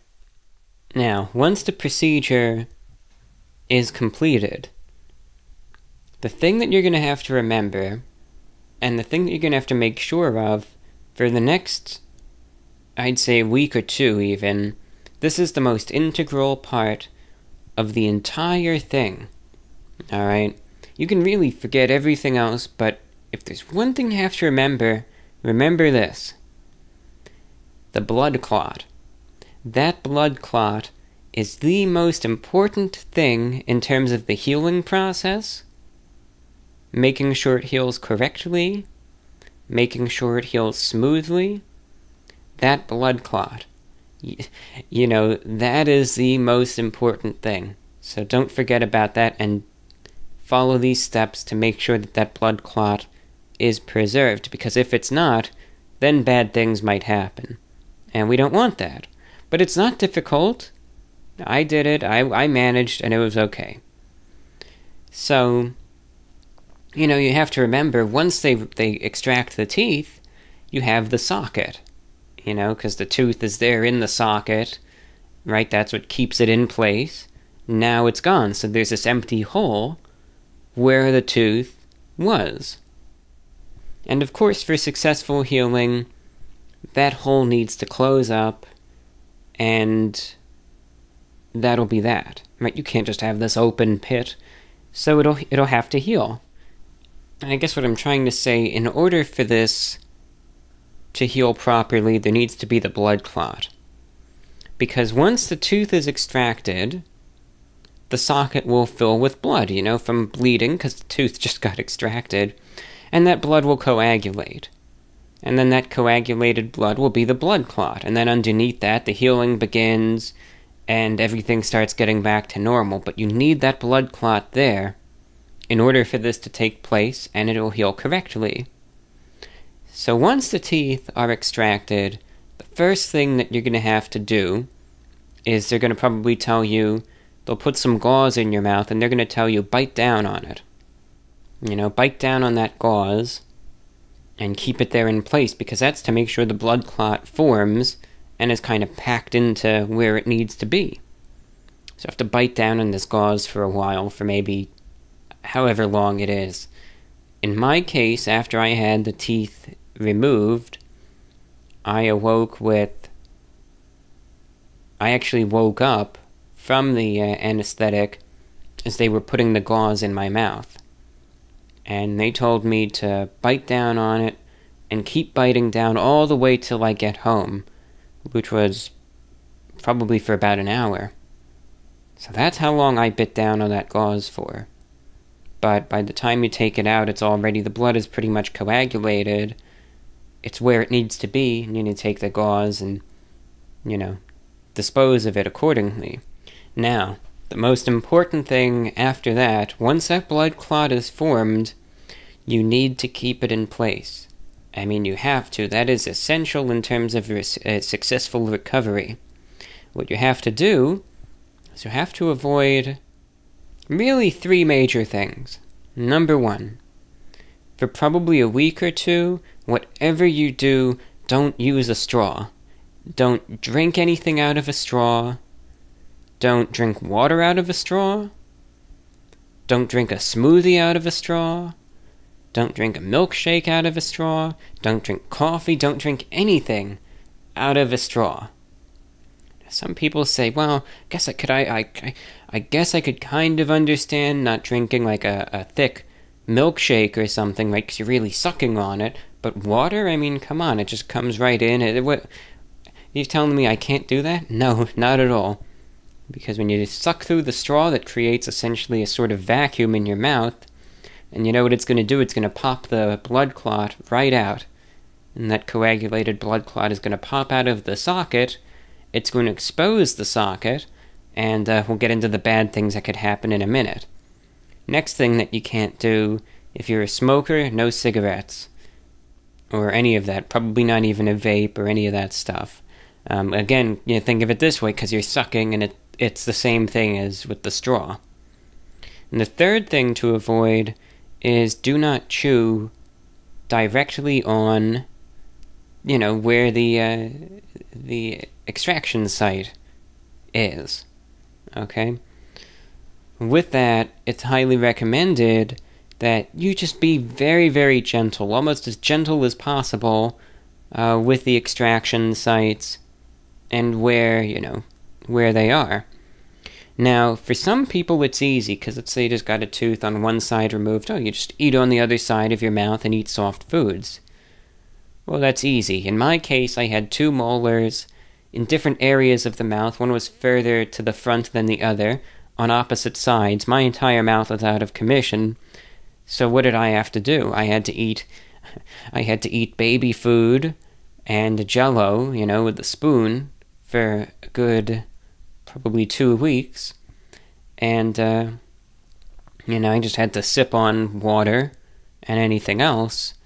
And that's what I had to do. You just have to deal with it. Now, eventually you get used to it.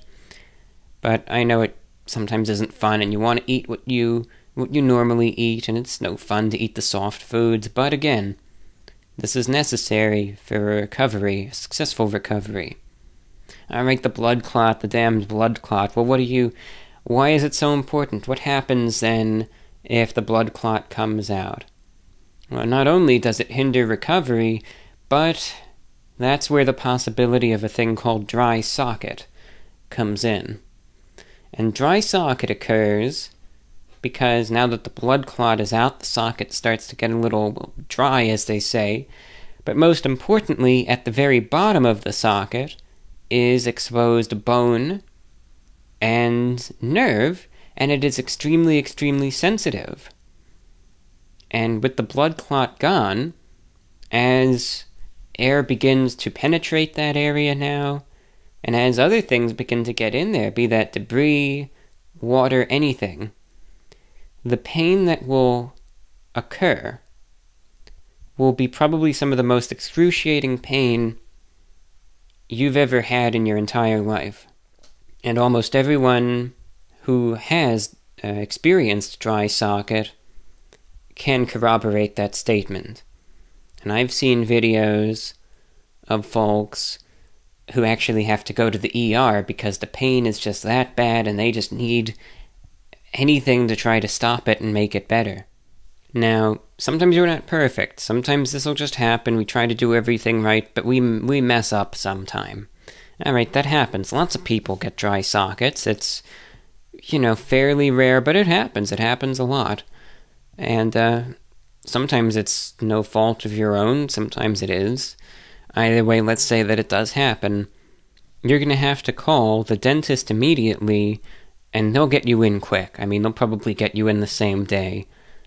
And what they're going to have to do then is they're going to have to kind of retreat the socket. They'll give you something for the pain.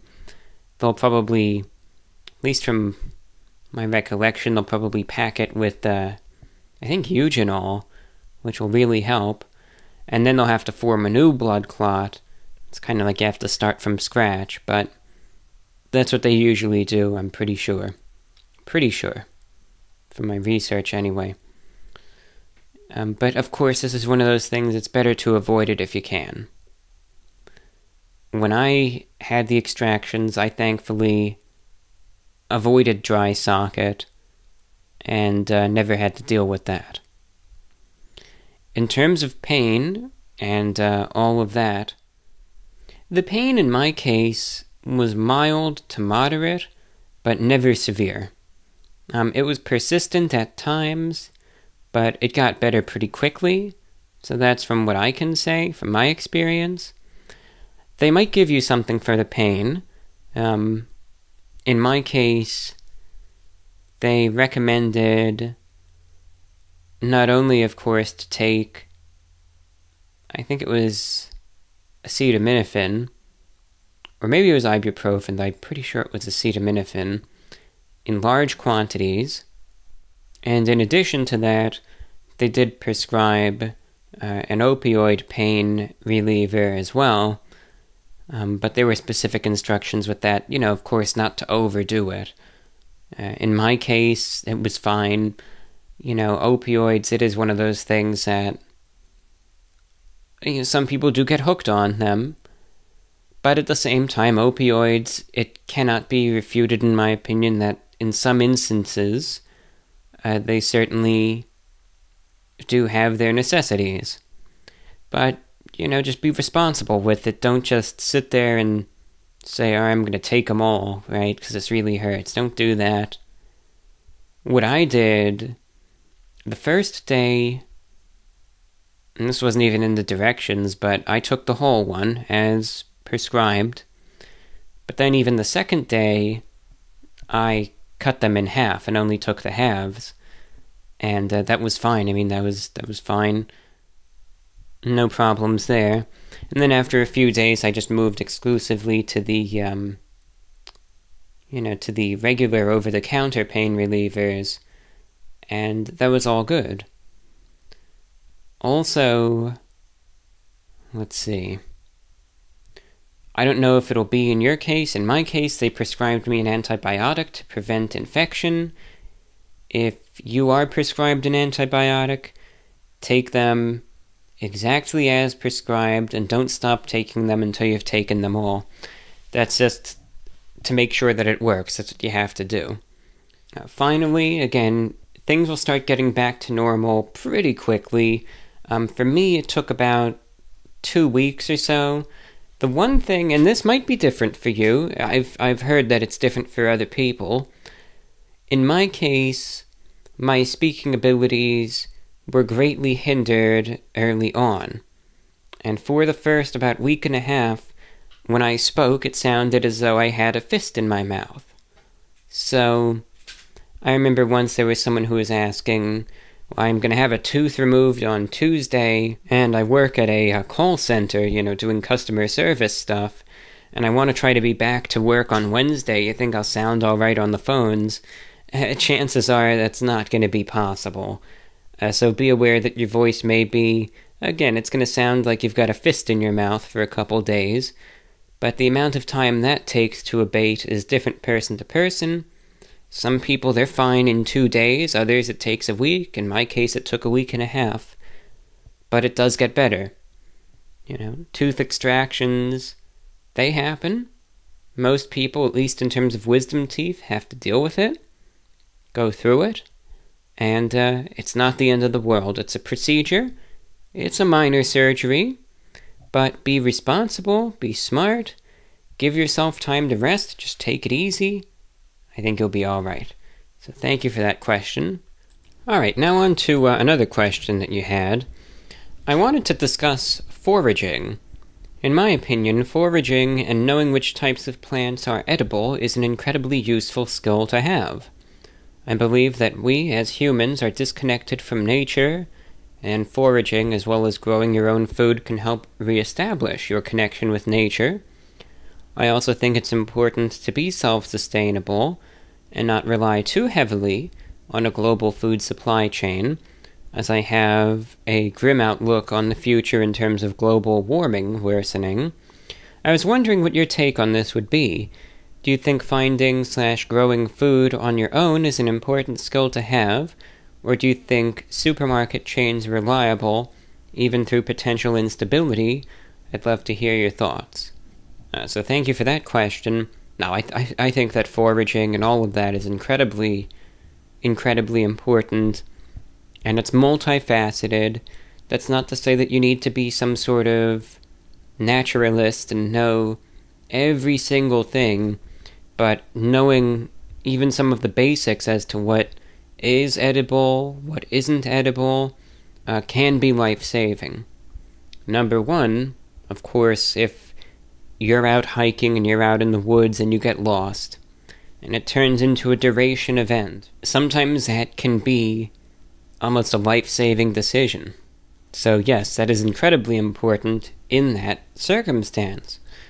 But also I think it is important in terms of, well, let's say there is damage on infrastructure, whatever that is. Now, me personally, I think the two most likely things to worry about are natural disasters, things that perhaps will, albeit temporarily, disable infrastructure, at least to varying degrees. You should at least be ready just in case. And the second thing is, you don't really know what the future holds in terms of the government and government control. What might seem absolutely insane now will be considered normal, if not acceptable, a couple decades from now. I don't know, I fear that this country, it's going to get to a point where it's going to be acceptable to kick people out of society completely, and it's like you're going to be left to rot, you're gonna have to go do your own thing now. You know, I don't know. I can just see that happening one day. I know it sounds preposterous now, but there's a lot of things that have sounded crazy that have come to pass, so I don't know. I can just see that happening one day. You already see it online, I mean, so who's to say that it's not going to happen in the so-called real world one day? And also, I agree with you that it's also just nice to be able to reestablish one's connection with nature, so that's just an added bonus, you know, that's like the cherry on top. But yeah, I think it's just a perfectly reasonable and applicable skill. And finally, you say, I'm interested to hear your thoughts on the Denver International Airport. I've never been there myself, but I've heard a lot about it. First off, the murals and the art in the airport are extremely macabre, with apocalyptic imagery. I'd recommend looking up images if you haven't seen it, but one mural in particular depicts a soldier holding a sword up to a white dove, with what looks like mothers crying while holding their dying children in the background. I believe this mural in particular was taken down, although the giant horse statue with ominous, glowing red eyes nicknamed Lucifer remains outside of the airport to welcome visitors. Part of this horse statue actually fell onto the artist while he was creating it, which caused his death. That fact makes this already ominous-looking horse statue even creepier. The airport went $2 billion over budget in its construction, and took 16 months longer to build than anticipated.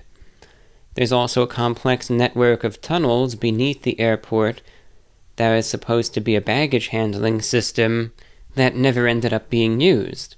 The creepy imagery, the art, the tunnels, the delay in construction, and billions spent over budget have cultivated a number of conspiracy theories surrounding the airport.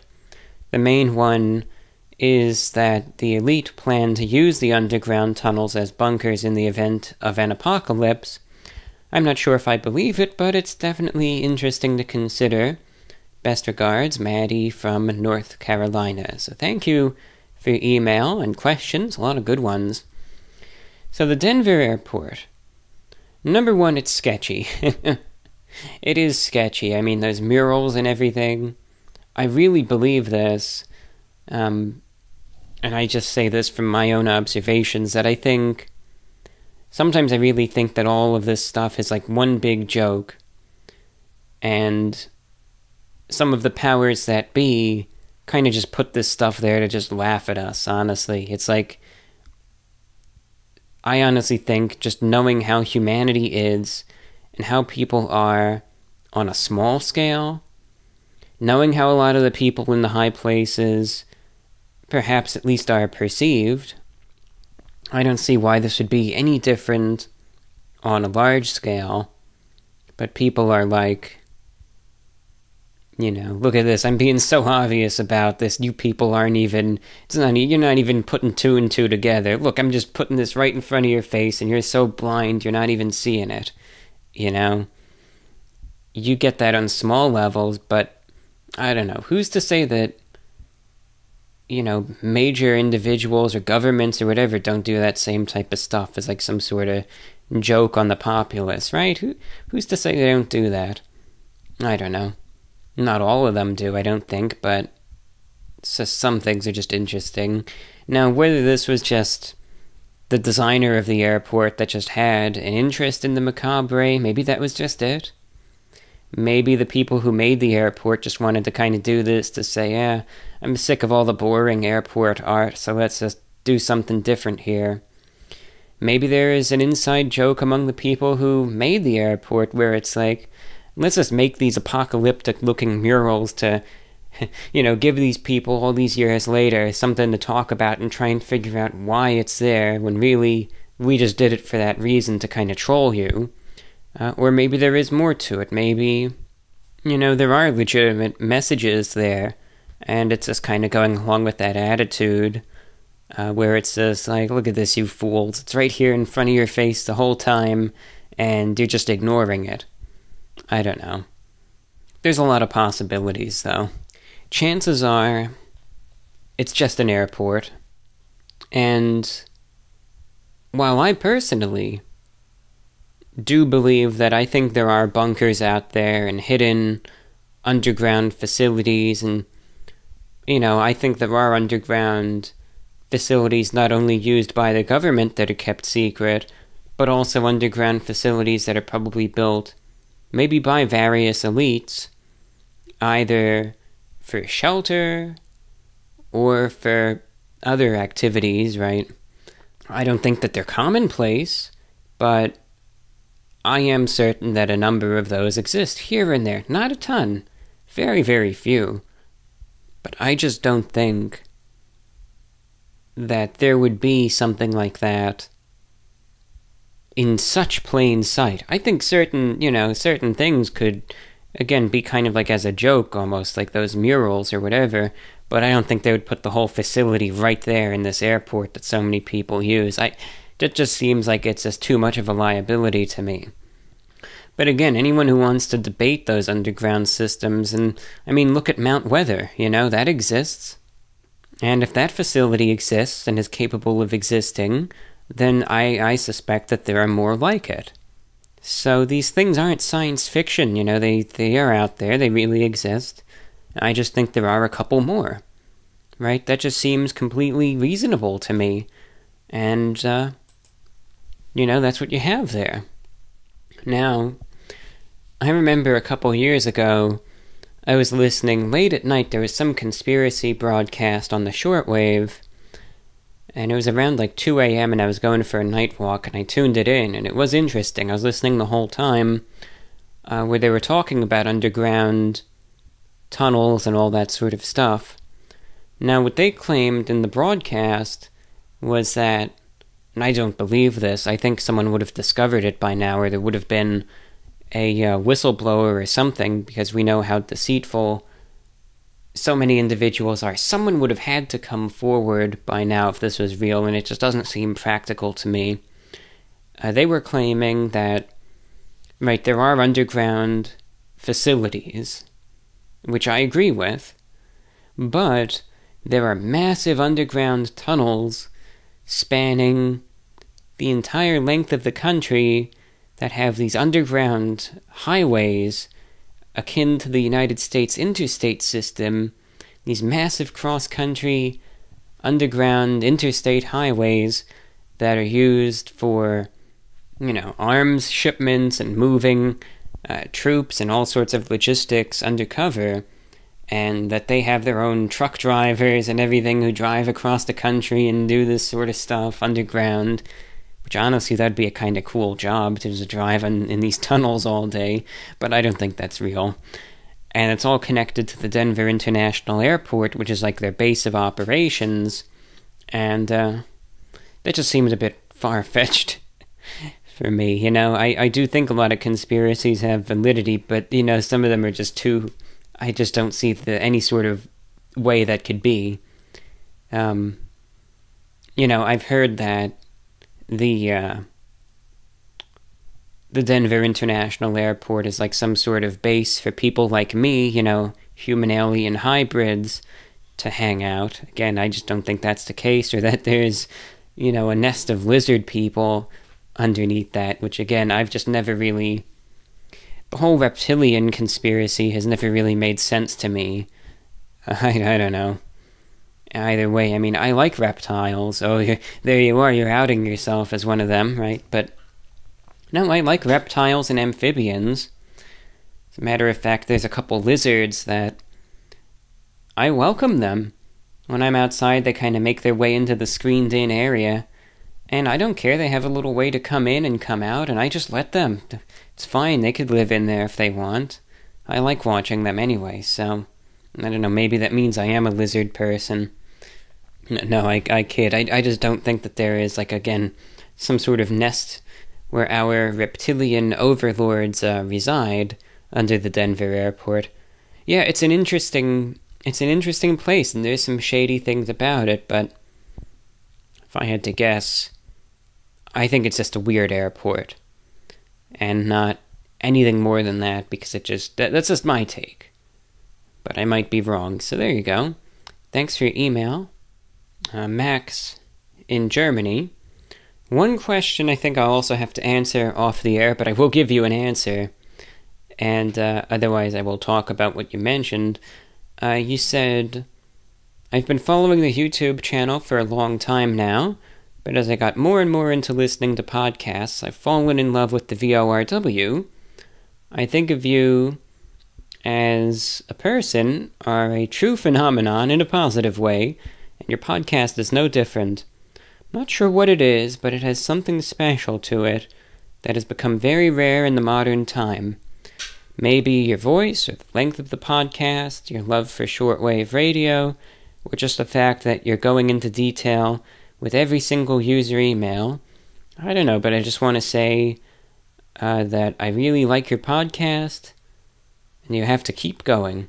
This is my first time writing in, so I'm going to let out a mixed bag of thoughts, which I was thinking about the last time. To start, a TV show recommendation. I've heard in one of the podcast episodes that you like the YouTube channel of Bob Gimlin and the whole Bigfoot mystery in general. To interject, I still do. One thing that I've been doing to occupy time, I've been going on the BFRO website, that's the Bigfoot Field Researchers Organization. Some people will say their website is a little dated, but I don't care. That's fine by me. And what I like to do is I go to the left and there's a tab that says Reports Added Recently, and I read the recent Bigfoot encounters, and that's interesting. Again, regardless of validity, I like it. And you can go into archived Bigfoot reports and you could search any county in the country and see if there's anything close to home, but I like doing that. It's just fun for me. So I still like that Bigfoot stuff. Anyway, you continue. Therefore, I think I've found the perfect TV show for you and maybe some of your fans too. It's called Mountain Monsters. Maybe you've already heard of it. I don't know how popular the show is in the US, but here in Germany only a very few people know about it. To describe the show in one sentence, it's basically a bunch of old men with guns and huge beards who run around in the forest at night, screaming and searching for Bigfoots. You can imagine them as the most cliché hillbillies. They call themselves the Ames Team, which is short for Appalachian Investigators of Mysterious Sightings. It's obvious that the show is completely faked and that every Bigfoot encounter didn't really happen, but if you don't take it seriously, it's great entertainment. I would call it trash TV at its best and just pure comedy. I've almost watched every episode of it by now. In the first 2 seasons, the episodes weren't really connected, but it was still a great way to watch the Ames team hunt all kinds of Bigfoots and cryptids. For example, every possible Bigfoot, the Chupacabra, the werewolf, or even the Mothman. And after that, the show started to have a real storyline, and the latest story actually had some very high-quality episodes, some of them even reaching into the horror and psycho genre, but for that you'll have to see it yourself. Overall, the show has a special place in my heart, and I can warmly recommend it. So to interject, I have heard of the show, and I watched it for a little bit back in 2016, 2017. And I didn't know it was still going, so I will have to check out some of those newer episodes with a bit of a plot and storyline, because that sounds interesting. So, I'll certainly have to check that out. Yeah, the Mountain Monsters, the first time I ever saw it was in early 2016, just scanning around through the channels, and I happened to catch it mid-episode. Now, even then, I liked watching a lot of those Bigfoot shows, even like, I don't know what it was. It was with the BFRO, where they searched for, the Bigfoots, and they did the investigations in the woods and all that sort of stuff. But I tuned into this show not knowing it was fake at first, because I'd never heard of it before.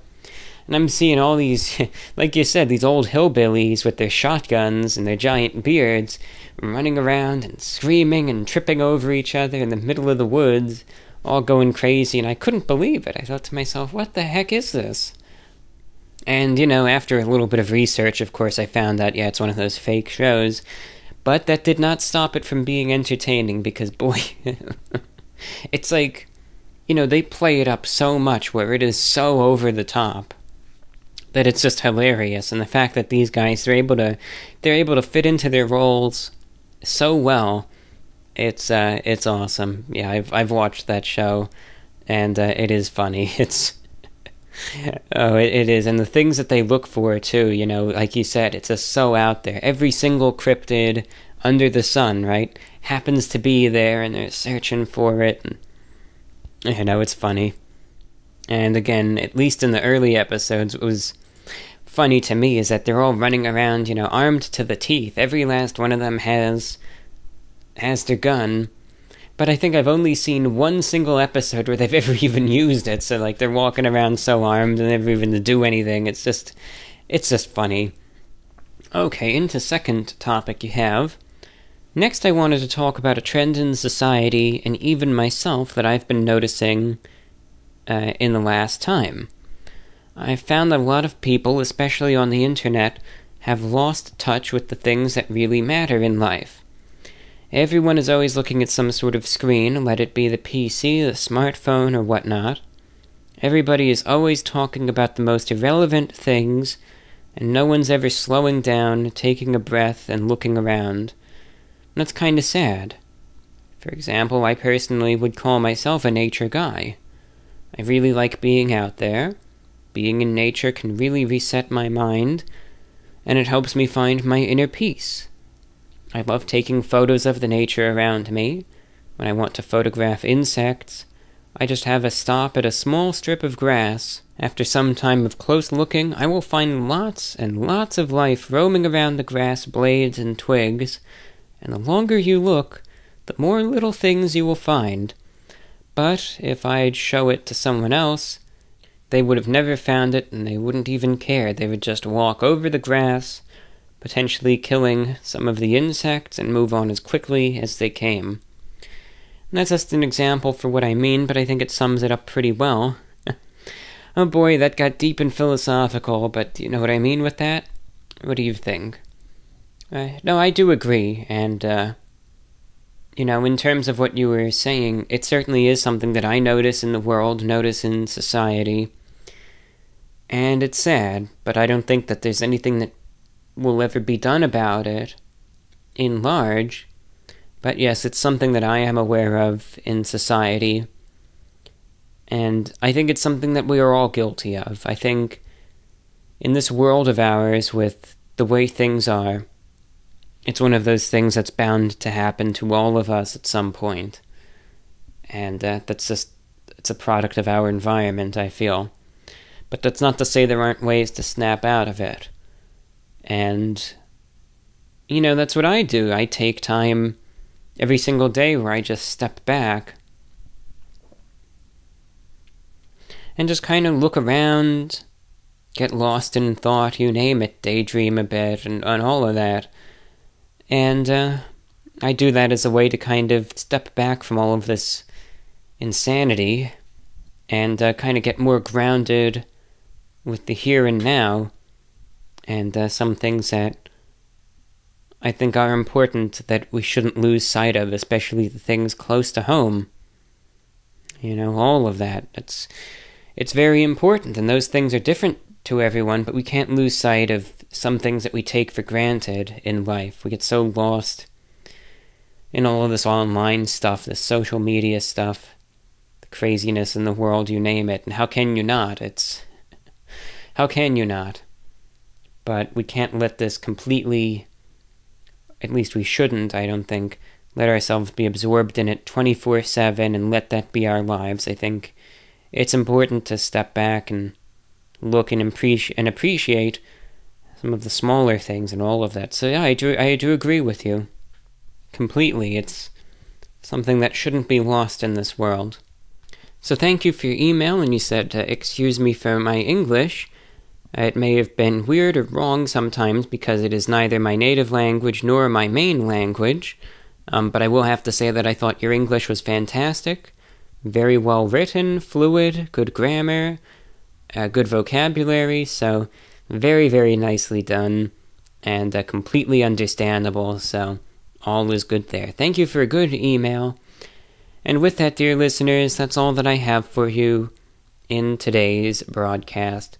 Thank you for taking the time to listen to this program, and I hope you could be here again for the next show that I do.